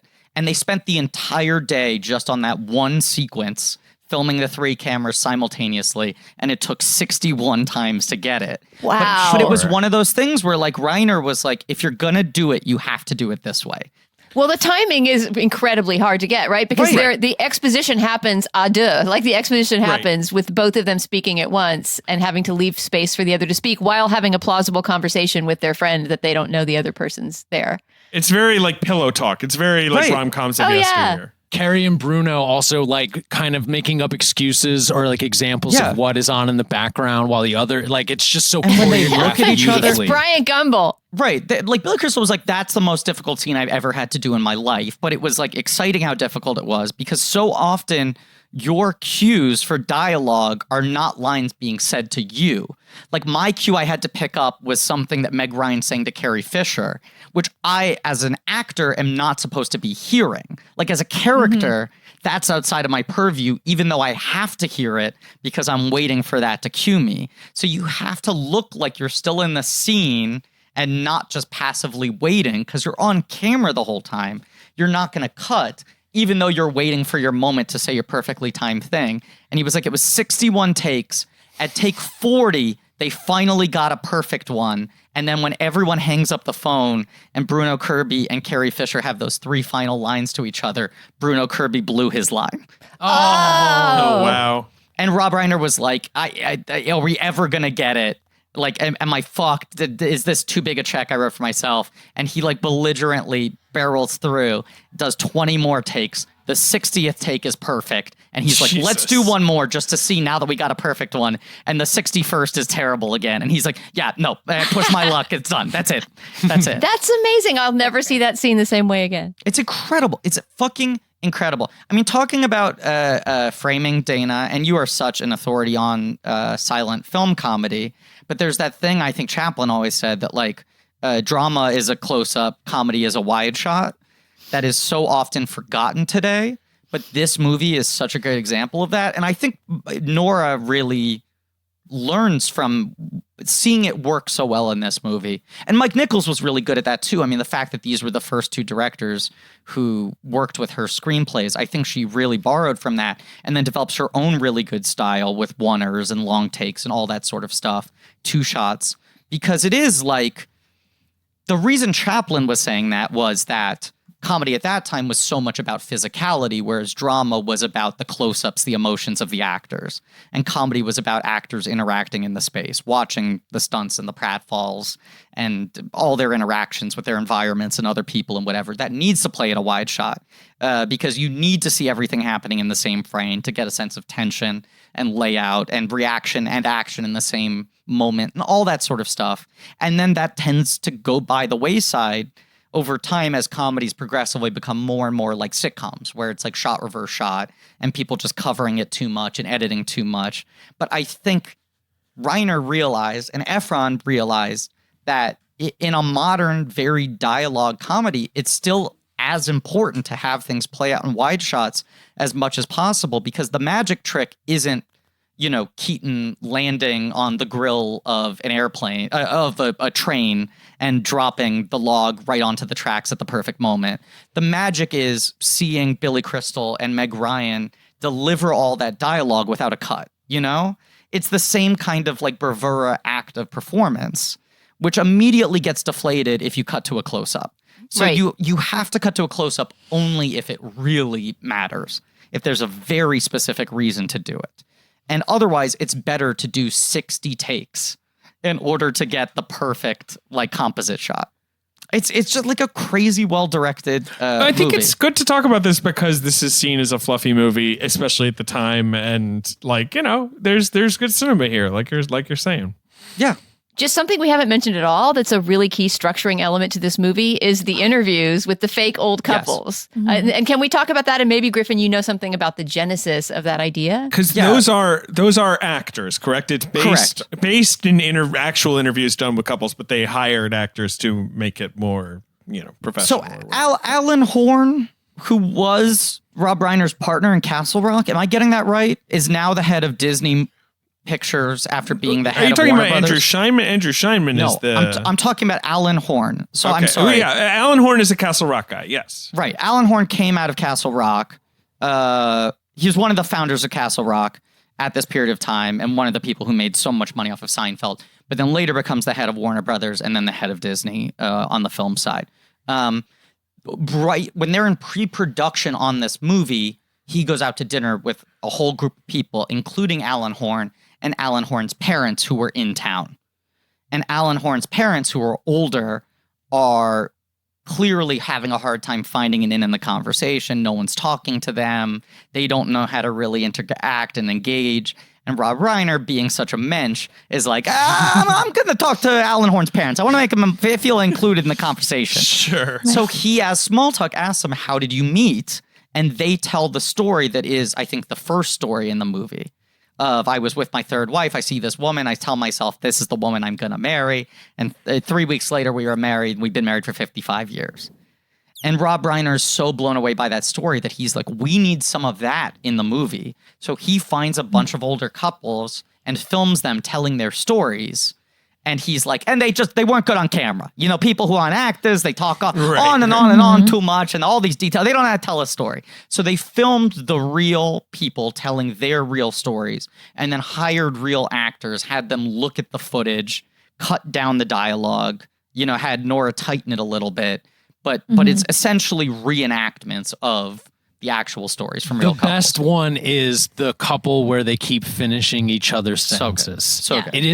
It is amazing. Another like perfectly executed scene. Those two actors kill it. But it's both real stories and actors taking their cues from the way the real people told their stories. You know, there's a key to the fact that those stories were filmed with the non-actors first, so they had that as reference material.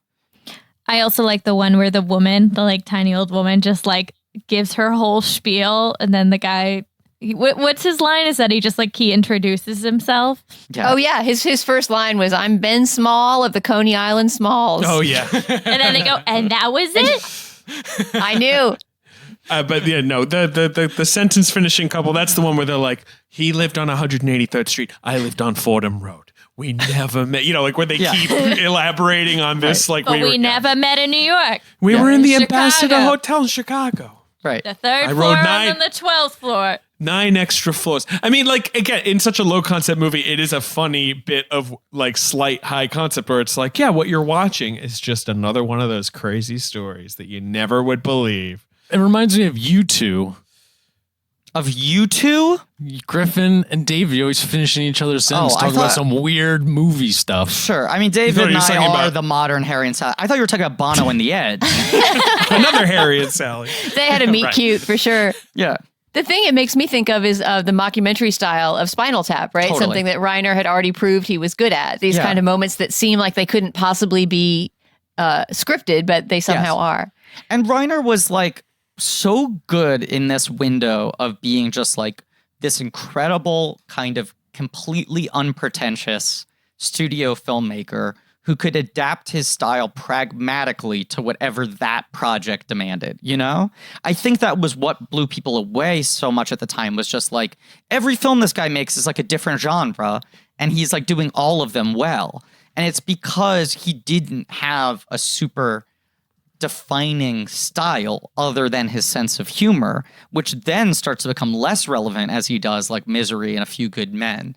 What he was good at was this sort of like old studio filmmaker thing of just like, and how do you make a Western? And how do you make a screwball comedy? You know, what do you do for this? And sort of just the problem solving of like, you do the couples having the stories. That's a nice way to fill in the gaps. You know, like all of that kind of stuff is just, I think the kind of things you do if you're keeping yourself open to, I need to just figure out what works best for this movie.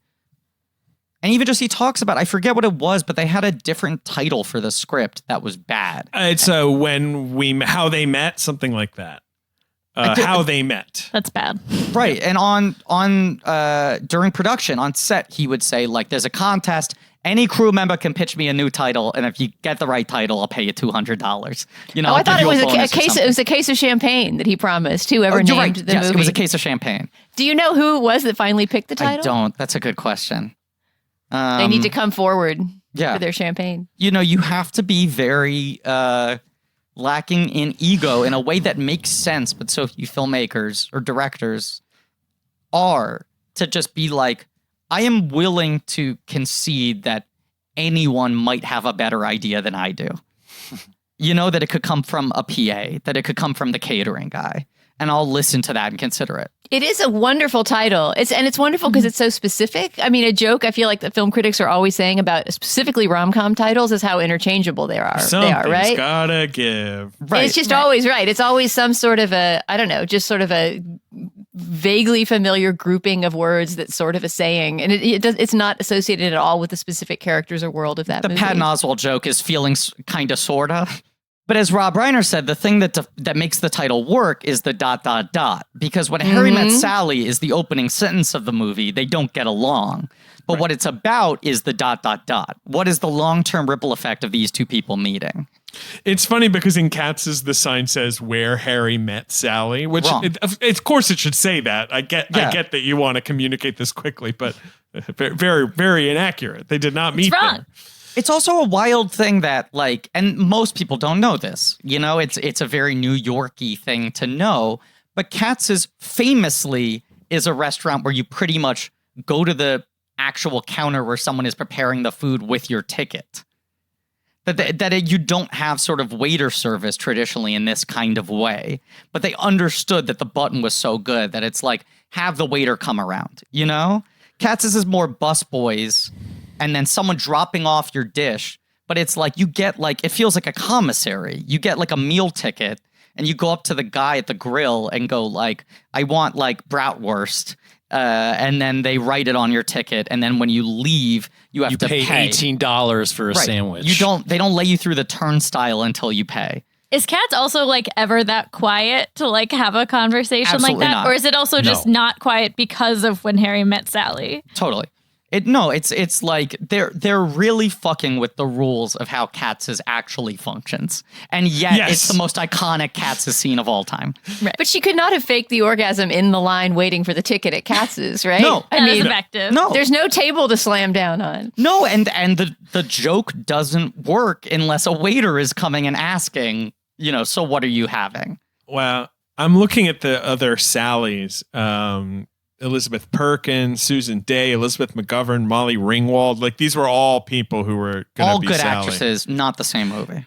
No, definitely not. I mean, like, this is the beginning of a like big star career. So it's hard to imagine anyone else in the role. I just cannot even imagine. I wish I could have seen this movie first run to hear the response that I'll have what she's having. Right, because now, of course, it's like the freaking shower scene in Psycho or whatever. It's just, I mean, like, of course it can still be funny and it can still have an impact, but I mean, you learn about it in freaking grade school practically. But that's like getting a bucket from the other side of the court. That is just such a perfect joke at the end of a scene. I mean, they talk about when they screened it, people just losing their fucking minds that you still couldn't hear the following scene after that. I think also because the orgasm is long enough that people are probably starting to shift in their seats. Totally. Like, right. oh the God, tension like, build up. Especially in the 80s. Yeah. Right. And you just think there's no way they're going to end this scene with a release valve that strong. There is no way they can actually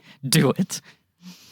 Well, I mean, what was it like seeing it in theaters, Dana? Like, even as someone who was a little resistant to the movie at the time, people were just losing their fucking minds. I don't remember. I mean, I remember in general that the movie went over huge, you know, and that was a scene everyone loved. I can't remember specifically. But I think that the scene builds in. We should take a peek at what happens after, because I think you're right that the laugh continues after the scene. Mm-hmm. But I think that there might actually be a vaudevillian moment that they build in some quiet to the beginning of the next scene, knowing that the laugh would be that big. We should check that to see. Absolutely. It's totally conscious. I forget what it is, but whatever they cut to next, the first there's a little scenic moment, are not super important. I think it's also interesting as it's probably the longest Billy Crystal goes without talking. It's a very humbling moment for Harry. Yeah. We're going from there. Right? Because I think he, obviously at the start of the so movie, confident. he's the alpha. He's so confident. Yeah. And that's the first time she really knocks him down several pegs, and it's very satisfying. And then they're kind of more on equal footing.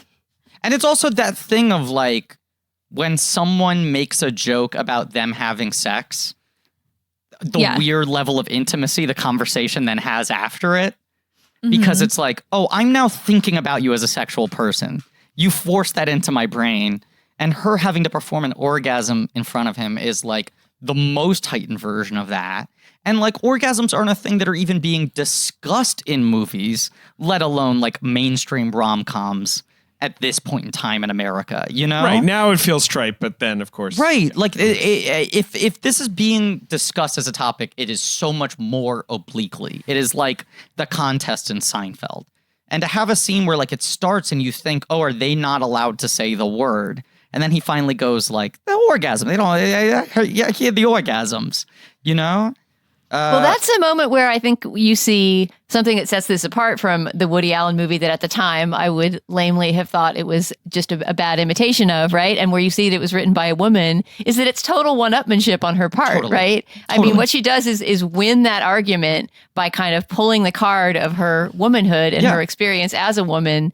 And so it's not only incredibly funny, but it's really brave of her to do that, you know? Yes. I mean, it's really sort of like throwing away her social capital to totally embarrass herself at Katz's because it's important for her to make that point, you know, and to make Billy Crystal laugh. So that's a moment where her character has so much more agency and humor than any female Woody Allen character has ever allowed. Totally. And that's because of Nora Ephron. Like Reiner said, like, I never would have written that scene. I never would have had the courage to write that scene. I never would have even thought of it as a scene. I didn't even really understand that was a thing. You know, like that's the thing you only get by having a movie with multiple perspectives in it, rather than a movie that is solely based around the fetishes of one man who refuses to change, you know, in any way in relation to culture. But then the sweetness of having his mom be the one who delivers that line of I'll have what she's having, right? So it's not dirty. It takes it back into this sort of family-friendly realm. Right. And Reiner knew, he was like, there has to be some button. There has to be some blow at the end of the scene. I don't know what it is. Billy was the one who finally came up with I'll have what she's having, which makes sense because it's such a fucking Billy Crystal joke. Is it the best button on like any scene? I can't think of any other. I think it's just the most successful. Right. Yeah. And so much because of the wind up and how much Meg Ryan nails the performance of the orgasm itself. But the fact that like he wants his mom to be the one who delivers it. They don't know what it is. Billy comes up with it very late in the game. And then Billy Crystal was like, well, I'm sitting there at Katz's and she's at the table. I can like feel the heat emanating off of her nerves, understanding how much the scene now relies on her ability to land this line or not. Like he was like, you could feel your mom shaking, hoping that she wasn't going to fuck the scene up. Because Rob Reiner was like, look, Mom, I love you, but if you don't nail the scene, I'm going to have to cut you. The scene's kind of like, was saying it to her on set in that way. The other thing they said was that Meg Ryan was understandably pretty sheepish about doing it, especially a scene where they have like so many extras on set, you know, and so many strangers. That she was doing a couple takes kind of timid. And then Rob Reiner was like, Meg, stand up. Let me sit in the chair for a second. And Rob Reiner essentially gave her a line reading of the entire orgasm. Oh, I wish I could see I was that. going to say, I wish the footage existed. He was like, I want to show you how big you need to go, right? Right. Don't be afraid to be really You'll make it your own. Throw your head You'll back. draw from your own personal experience. But B, he now sort of broke the ceiling of embarrassment. Because now all the extras have seen this fat, sweaty, bald Jew do it. You know, I say with all love. So course. that, like, Meg Ryan is never going to be more embarrassing than that. She's now suddenly in a safe space where she can't be embarrassed by doing it. And I'm sure just, like, having off camera, not rolling, all the extras probably laughing at Rob Reiner trying to do this made her just feel like, okay, I'm safe now. Like, they're not going to giggle that much at me. They're not going to judge me, you know? It's another really smart piece of directing on his point. He also said this thing about, like, because this movie is so based in the music of it, he would try to give Billy Crystal and Meg Ryan line readings a lot. And also, obviously, Rob Reiner had a lot of experience as an actor. And he said, like, the best actors I ever worked with, the ones who were the most selfless, would take line readings because they knew, I don't want you to actually just imitate what I said. I want you to identify some specific thing I'm getting at, usually based in rhythm, and you're going to have the confidence to not take that as a backhanded kind of thing, and also, of course, make it your own. And he was like, Nicholson was like that in A Few Good Men. Like, Billy and Meg were like that on this, where he could say, like, you got to say the line like, da-dun, da-dun, da-da. Like, it has to be the da-da. And then he was like, and then when you said it, it was totally different. You turned it into something different, but you were able to extrapolate the one specific thing I needed you to get, which I never would have been able to get at by describing it. Yes, I want to talk about, I'm trying to think of other things we need to talk about. The music, the Mark Shaman, Harry Connick Jr. music. Man, Harry Connick Jr., that guy is really an aphrodisiac. Just like hearing him sing, I was like, oh, baby, Harry. And it's just that this is the time for that sort of, I think we talk about it on a future episode, but that sort of Great American Songbook type piano bar vibe is like cool again. Is like that's sort of like comes back in the 80s. Also, I love the way that the content of the Harry Connick Jr. songs, or sometimes it's actually Sinatra or Bing. There's some real old school singers on the soundtrack as well. But the content of the old standard will match up with what's happening in a kind of subtle way on screen. So, for example, when she's at the New Year's dance by herself at the end, it's that great song, Don't Get Around Much Anymore, right? Which is about missing your ex. I missed the Saturday dance, heard they crowded the floor. Awful lonesome without you, don't get around much anymore. Just the lyrical content almost always has something to do with where Harry and Sally are at. There's some sort of mirroring. God, like this is just one of those movies that is kind of perfect. Like everything about it just sort of perfectly works in relation to itself.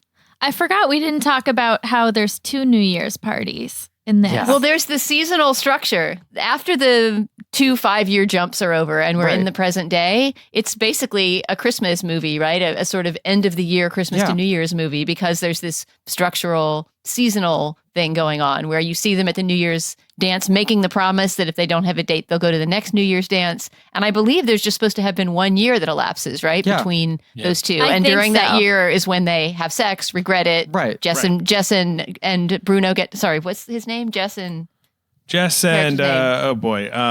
Murray. Yeah. Right. But like them buying the Christmas tree together. Yeah. And it feels so New York specific of just her struggling with the tree, being defeated when she gets into her apartment. He's like leaving the message.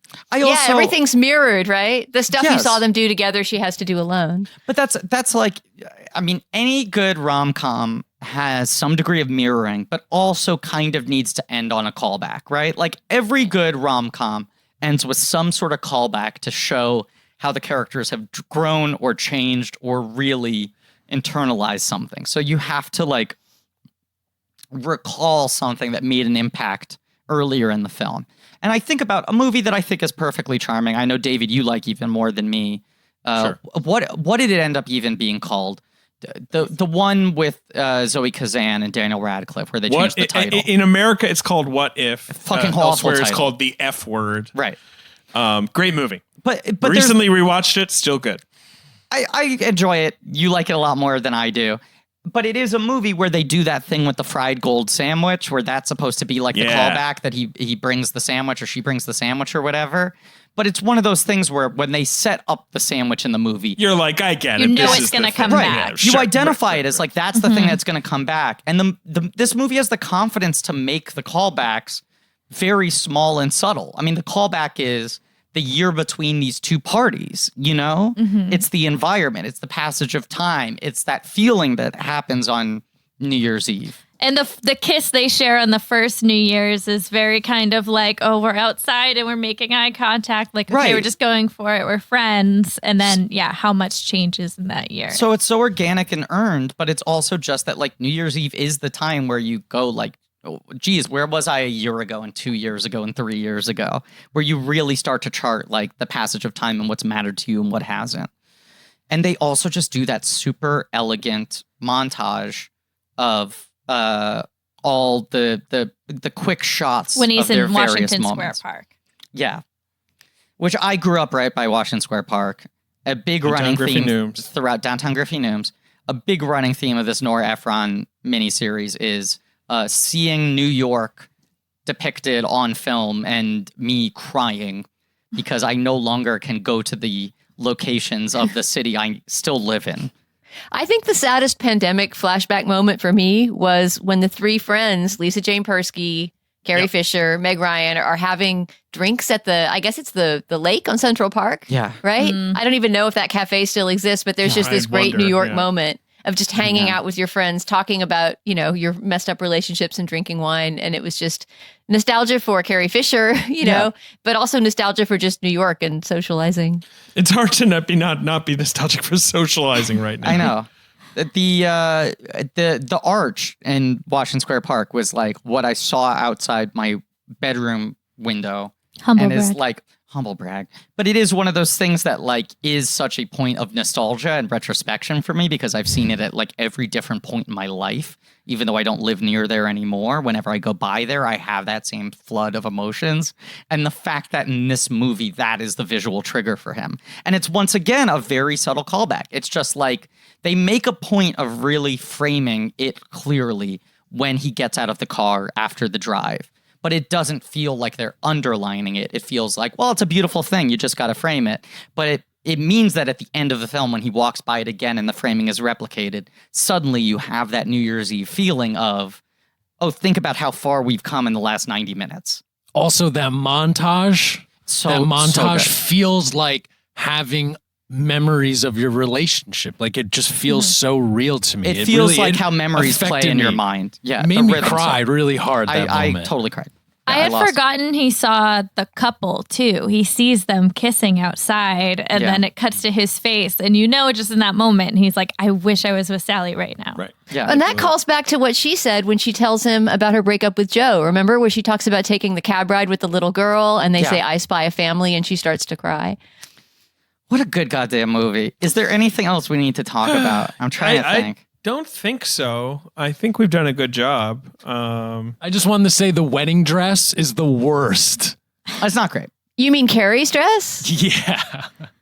I think it's a fun 80s dress. It's like princess like sleeves and just this weird pattern on the front. It is super 80s. I will say that what struck me in that scene, and it doesn't go with what I was generally gushing about with the costume design, is that it doesn't seem like I don't think that Jess and Marie would have that wedding. They seem too offbeat and too New York. They do. And too Jewish. Yeah. I just don't think that they would have such a princessy wedding with the dad giving her away. And maybe that's just a Hollywood thing, that's just how you did weddings in movies then. I think it's a little bit of a Hollywood thing of like, we need to communicate this as quickly as possible. But I think Reiner also is even more of like a sentimental softie than Nora Ephron. Totally. Yeah. I mean, in that scene, what stands out to me is just when she's describing Harry's date as thin, pretty, big tits, your perfect nightmare. I mean, it's a perfect line. That's a great line. And the bit of business where Sally gets the hors d'oeuvre that's a shrimp with a pea pod wrapped around it, also very 80s. And she just uses it fantastically in that scene. She gestures with it, she twiddles with it, she never eats it, and then she gets so mad that she just throws it on the ground and stomps away.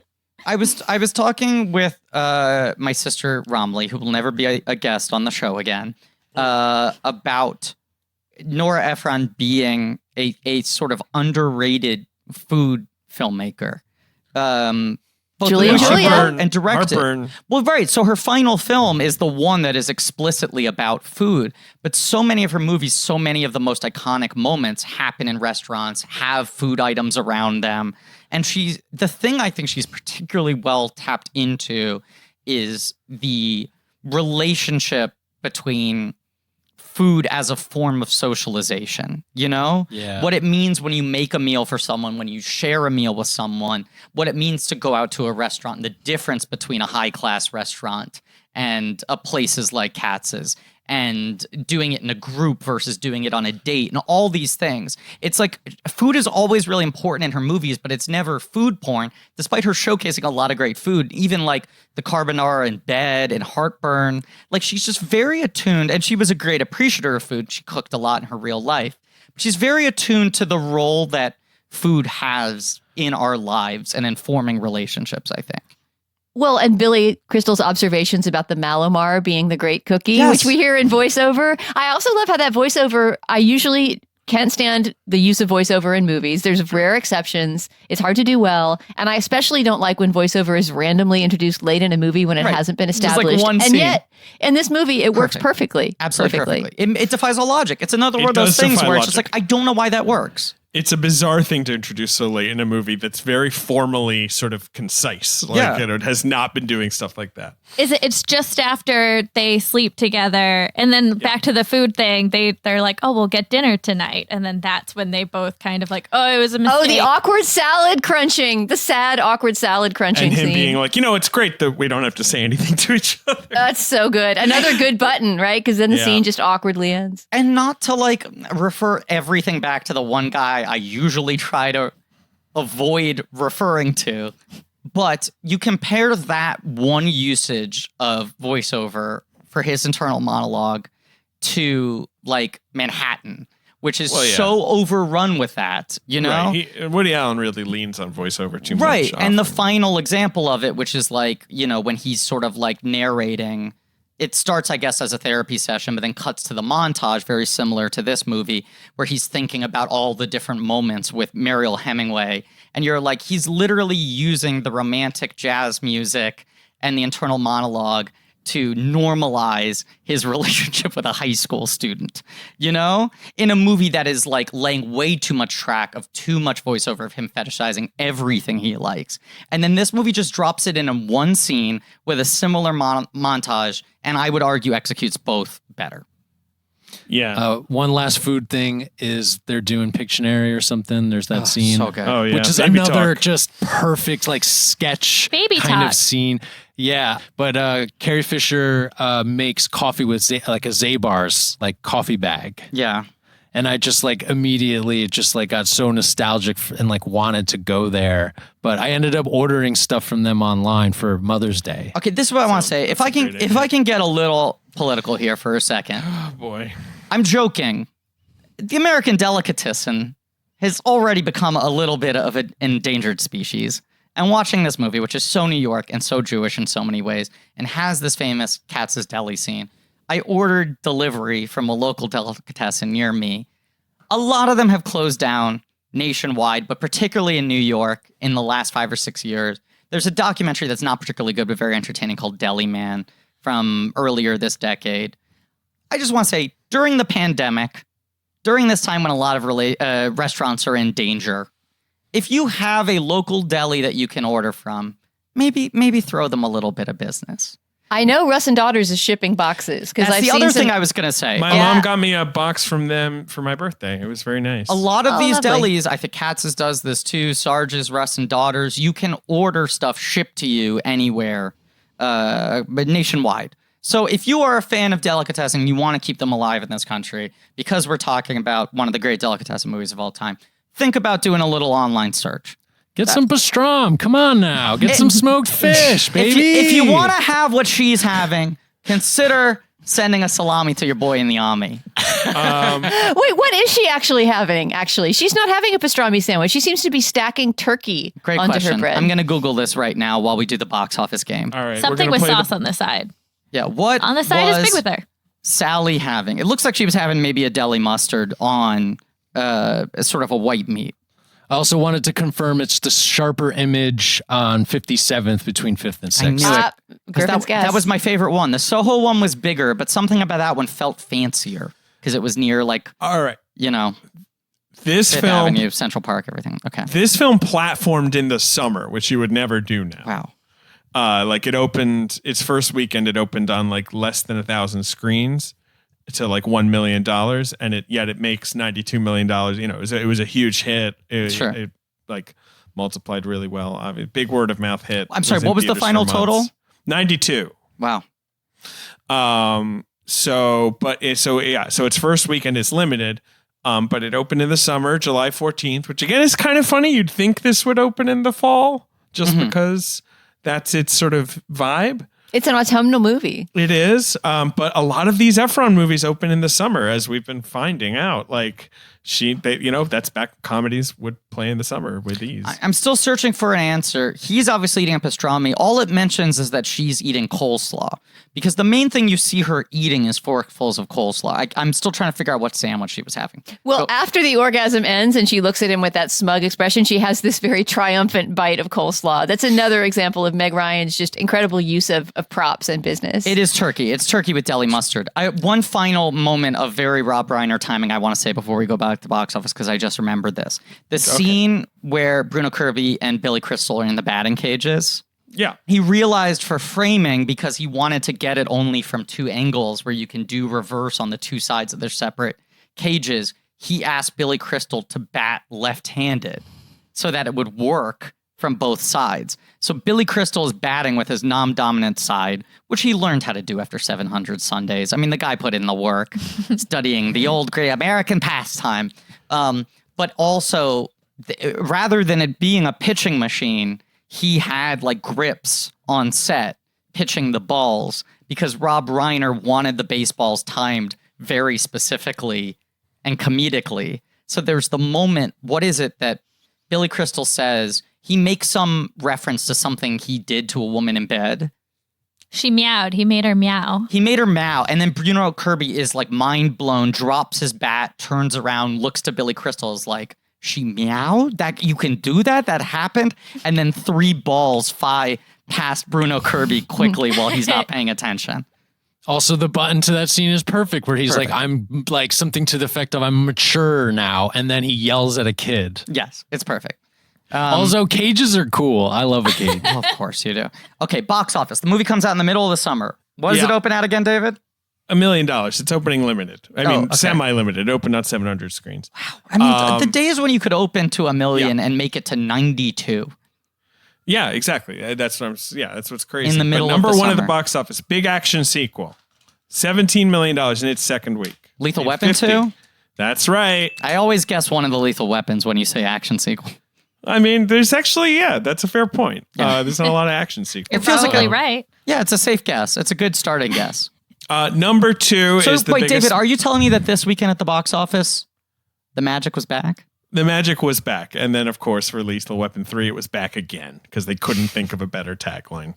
Yep. I have broken down the absolutely demented Lethal Weapon 3 poster on this podcast before. I can't remember when or where. Riggs and Murtaugh were the Siegfried and Roy of 80s cinema. They were the ultimate magicians, and the magic was back. It kept coming back. All right, number 2 at the box office is the biggest movie of the year. It's 1989. It's the film called Batman.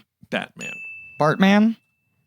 Yes, Bartman. Yeah. So that would be the Michael Keaton Batman? That's the Michael Keaton, Tim Burton Batman. Did you see that in theaters, Dana? If we're talking about sort of snobby, I'm sure young Dana. I must have. I know I saw Sex, Lies, and Videotape. Sure. Yeah. Sure. Yeah. I think I probably would have seen Batman. I'm not sure. 89 classic. Great year, 1989. That's another example of just like, Dana, can you imagine how quickly critics would run to bow at the altar of a modern superhero movie with the aesthetics of the Cabinet of Dr. Caligari? Like, if a superhero movie looked like that and had that tone today, people would be like, where did this come from? Right. And like, rightfully so, understandably so, in 1989. At the time, people were like, sheesh. I know. And people were like, here's another movie that's going to ruin Hollywood, which it kind of did. Like, it was another Jaws Star Wars inflection point where everyone took the wrong lessons away from it.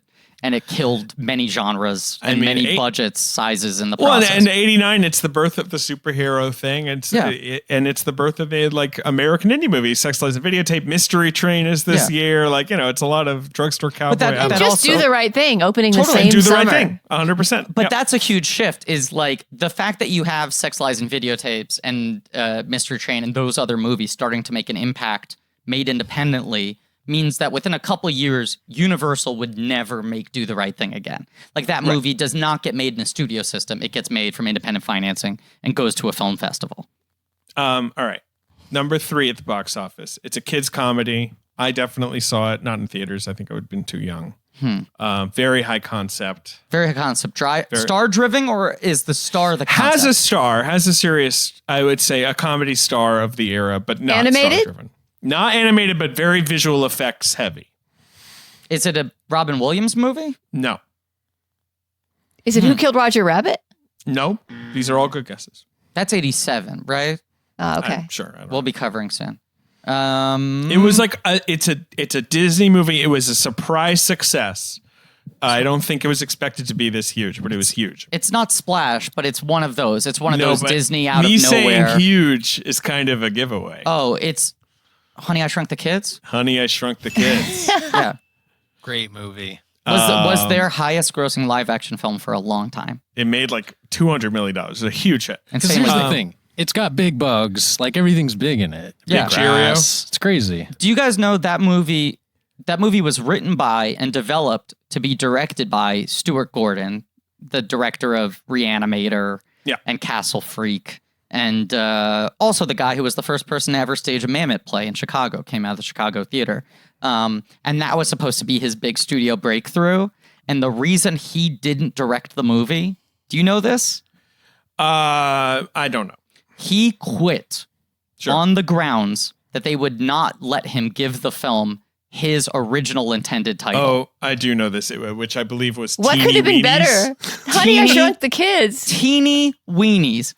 Dana, he decided to die on the hill of Teeny Weenies. That movie would not have been a hit if it was not called Honey, I Shrunk the Kids. Honey, I Shrunk the Kids, the title is half the gross. That's just... It's 3/4 of the gross. Like, that's the entire success of that movie. The movie is surprisingly good, but the success is that the poster had that title. And you went, I get it. I understand. Well, and I also have to say, everything. then it opens the way to the sequel, Honey, We Shrunk Ourselves, which has a whole new, it opens up a whole new... Well, and in between, there are 3 movies. You also have Honey, We Blew Up the Kid. Honey, I Blew Up the Kid, and then Honey, We Shrunk Ourselves. It's perfect. Honey, I Blank is so evocative. I just love that he was like, I will be proven correct. History is written by the Reiners. Watch this movie fail when it is titled Honey, I Shrunk the Kids. And I will be able to sit back and tell myself it should have been called Teeny Weenies. All right. Griffin, number 4 at the box office is another action sequel, much longer running franchise. A much longer running franchise. It's new at the box office this week. It's a flop. This movie is sort of a famous flop. Wow. So is this the end of the franchise? Or but it's the end of a section of the franchise. Interesting. Is there a recasting after this point? There's a recasting after this, yeah. So is this the last Roger Moore?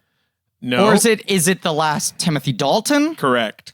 So it's For Your Eyes Only? No, The that's Living a more. Daylights? No, that's the first Dalton. What's License to Kill. To Kill? Okay. The weirdly dark Bond movie that includes an exploding head. Wow. I've never seen a lot either. of. It's very Miami Vice-y because Miami Vice was cool. So it has like Latin drug lords. It has Benicio del Toro. Like it's weird and the tone is off. Some people appreciate it, but it was not popular. I've never seen either. Yeah, we should do some Bond things. It's interesting because she comes up in the Sleepless in Seattle episode, obviously. But the weird kind of career pocket that Carrie Lowell had. Carrie Lowell is the Bond girl in that where movie. she was in so many culturally important things without ever really breaking out as a star. She was in Law and Order. That's what I'm saying. Like early seasons Law and Order, she was a Bond girl, but at the wrong point. You know? She has more screen time with Tom Hanks in Sleepless in Seattle than Meg Ryan does, yet Meg Ryan and Tom Hanks become the pair. You know, I find sure. I mean, she's dead in Sleepless in Seattle. It all makes sense. I'm just saying it's interesting how she was like there at so many different formative moments. Yeah. Number 5, let's just wrap this up because we've been talking for a while, is a movie that is in its 1,902nd week in the box office. Literally? That is what the numbers is putting it at. I'm sure this is a re-release of a children's classic. So it's a Disney re-release? It's a Disney re-release. Fuck. So this is and that's when I was a kid. This is how I saw a lot of those Disney movies, like The Jungle Book or whatever. You know, they would put them back out. Well, that was the theaters. first movie I ever saw was The Jungle Book re-release. I saw it at the Quad, but that was a year or two after this. So I know it's not The Jungle Book. It's not The Jungle Book. And they tend to cycle them. It's a 50s. Dumbo? It's not Dumbo. Is it it's Pinocchio? a 50s Disney. No, that's also Is it 101 Dalmatians? No, although that's a great movie. See, I'm trying to think because 89's the year I'm born. Humble brag. So I'm trying to think of which ones I saw the re-releases within my childhood because that's the process of elimination of what it couldn't be. So it's not Cinderella. No. Is it a princess? No. It's not Bambi. No. Great movie. All 40s. Not Dumbo, not Bambi. Fantasia? No, that's 40s as well. 50s, guys. Disney in the 50s. 50s is... Is it the Katz when they eat the pasta? The Aristocats? That's, I believe, the 60s. Oh, you're thinking of Lady and the Tramp. Lady and the Tramp, but it wasn't that. The cat, the dog's eating the pasta. Yeah. No, it's There's not. racist Lady and the cats Tramp. in both of those movies. That's true. Oh God. Peter, in Lady and the Tramp, there were more severe racist Yes. cats. Okay, wait. Rescuers is 70s. It's You not guys a are princess missing an movie. obvious one, and I understand why. This movie is weirdly forgotten sometimes, even though it's hugely culturally important. Oh, Is it... the wizard? Is it the king? No, not Sword in the Stone. Yeah, Is okay. is the title the character's name? Yes. It's a big movie, guys. Big one. I'm This running. is- Our I'm running listeners are through- like screaming right now. I'm running through in my head, working at the Disney store and looking at the wall of plush, and I'm trying to remember which plush I have But not. this is Disney doesn't own this. This is public domain. Anyone can make a movie of this. It's and not. many have. It's not Winnie the Pooh, No. but it's public domain. But there is. There's so many movie versions of this. Peter There's Pan? so many. Peter Pan. I got It's it. Peter Pan. I got it. Damn it. That was a big one to miss. Which is, I feel like, even though it's universally Yeah. culturally, like everyone remembers like 8 things from Peter Pan. Yes. It does sort of get forgotten in the Disney canon because it lacks a princess and because it's been done in so many versions. But still, I think so many of the visual tropes we associate with Peter Pan now come from that and movie. When You Wish Upon a Star is like one of the most important Disney songs. It's in the damn logo. and, and like Tinkerbell is like one of the 5 most important Disney characters. She's in every Disney movie. right. But also Flies just over the castle. yeah, but as someone who was given all the internal memos that are very important sent to part-time cast members at the Disney store, it was like, this is one of the pillars of our company. Right. You know, it was like, we sell Pooh to like a certain age. We sell like Tinkerbell to like this certain thing. Huge. I think she's the highest selling female character at Disney merchandise. So Peter Pan. Wow. That's it. That's the box office. You got a lot of sequels as well. You got Last Crusade. You got Ghostbusters 2. Yeah. Do the Right Thing is in the top 10, along with Weekend at Bernie's. So 2 pillars of 1989 This cinema. Isn't it Bernie's is such a good movie. This is like the first really modern box office summer where it's like Ghostbusters 2, Lethal Weapon 2, Batman. Big tentpole Indie. type movies. Right. Indy 3. Because like I think Batman becomes the biggest opening weekend of all time and then Ghostbusters immediately dethrones it or vice versa. Something like that. The record is broken 2 consecutive weekends in a row. All right. We got to wrap it up. 89 feels to me like a very pivotal movie year. If you guys ever focus on a year, you should do an 89 No, series. it's an underratedly important because of the amount of indie movies that are breaking out. Like, And that sort of mix of blockbuster and the amount of indies both taking blockbusters off. and Yes, franchises. And there's another huge industry redefining release of 1989. yeah. Disney, The Little Mermaid. Downtown Griffey Nooms. Oh, sure, and Downtown Graffiti. And also you have like, that's when Henry... changes the industry forever. That's when Branagh sort of revives the Shakespeare movie with Henry V. Like, that's when Al Pacino comes back with Sea of Love. Like, Al Pacino had been gone.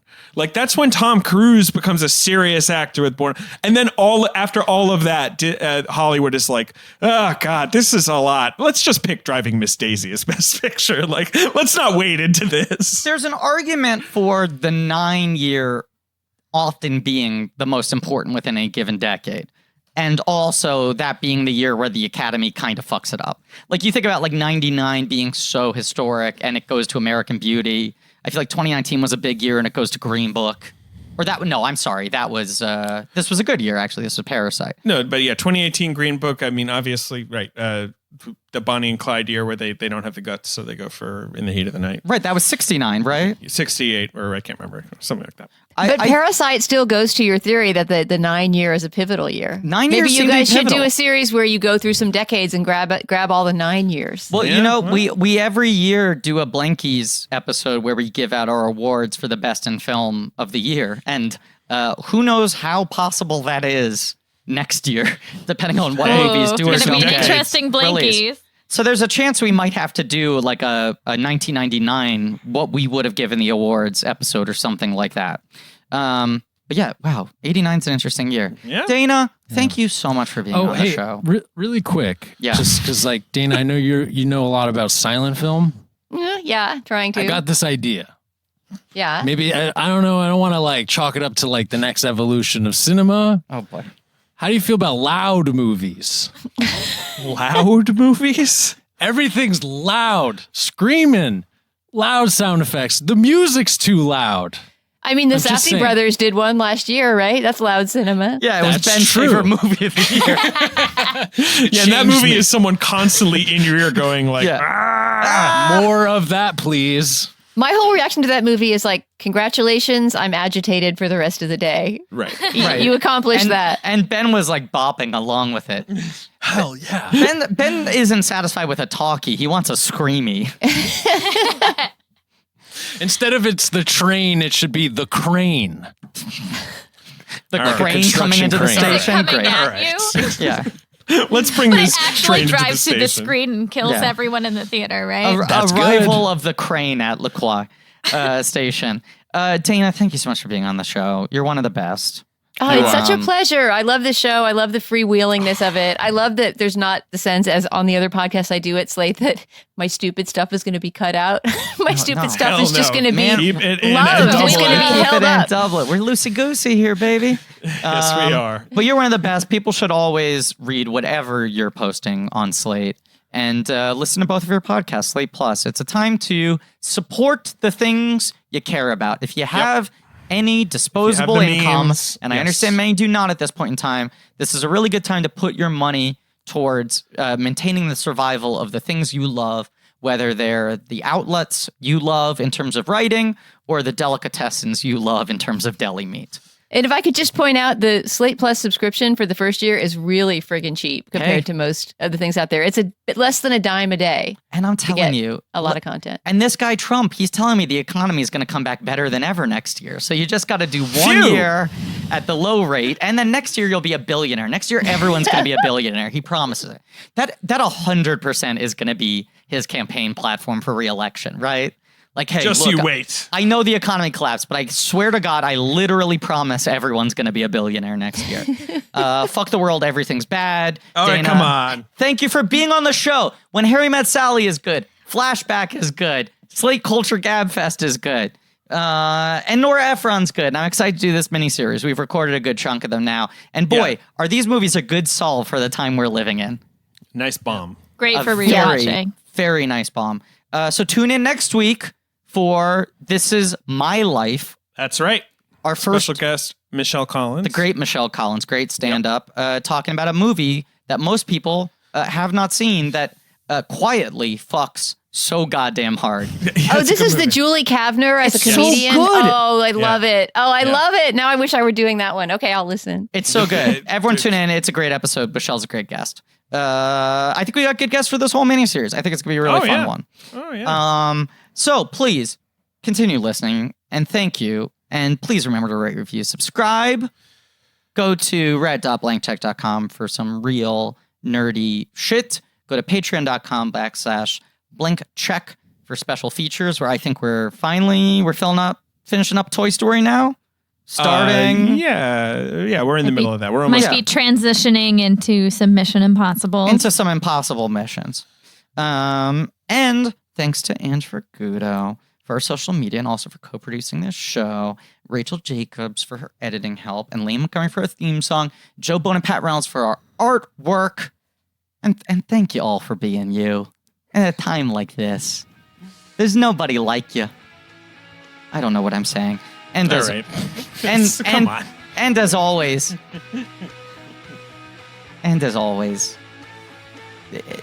Billy Crystal can get it as long as he has a beard.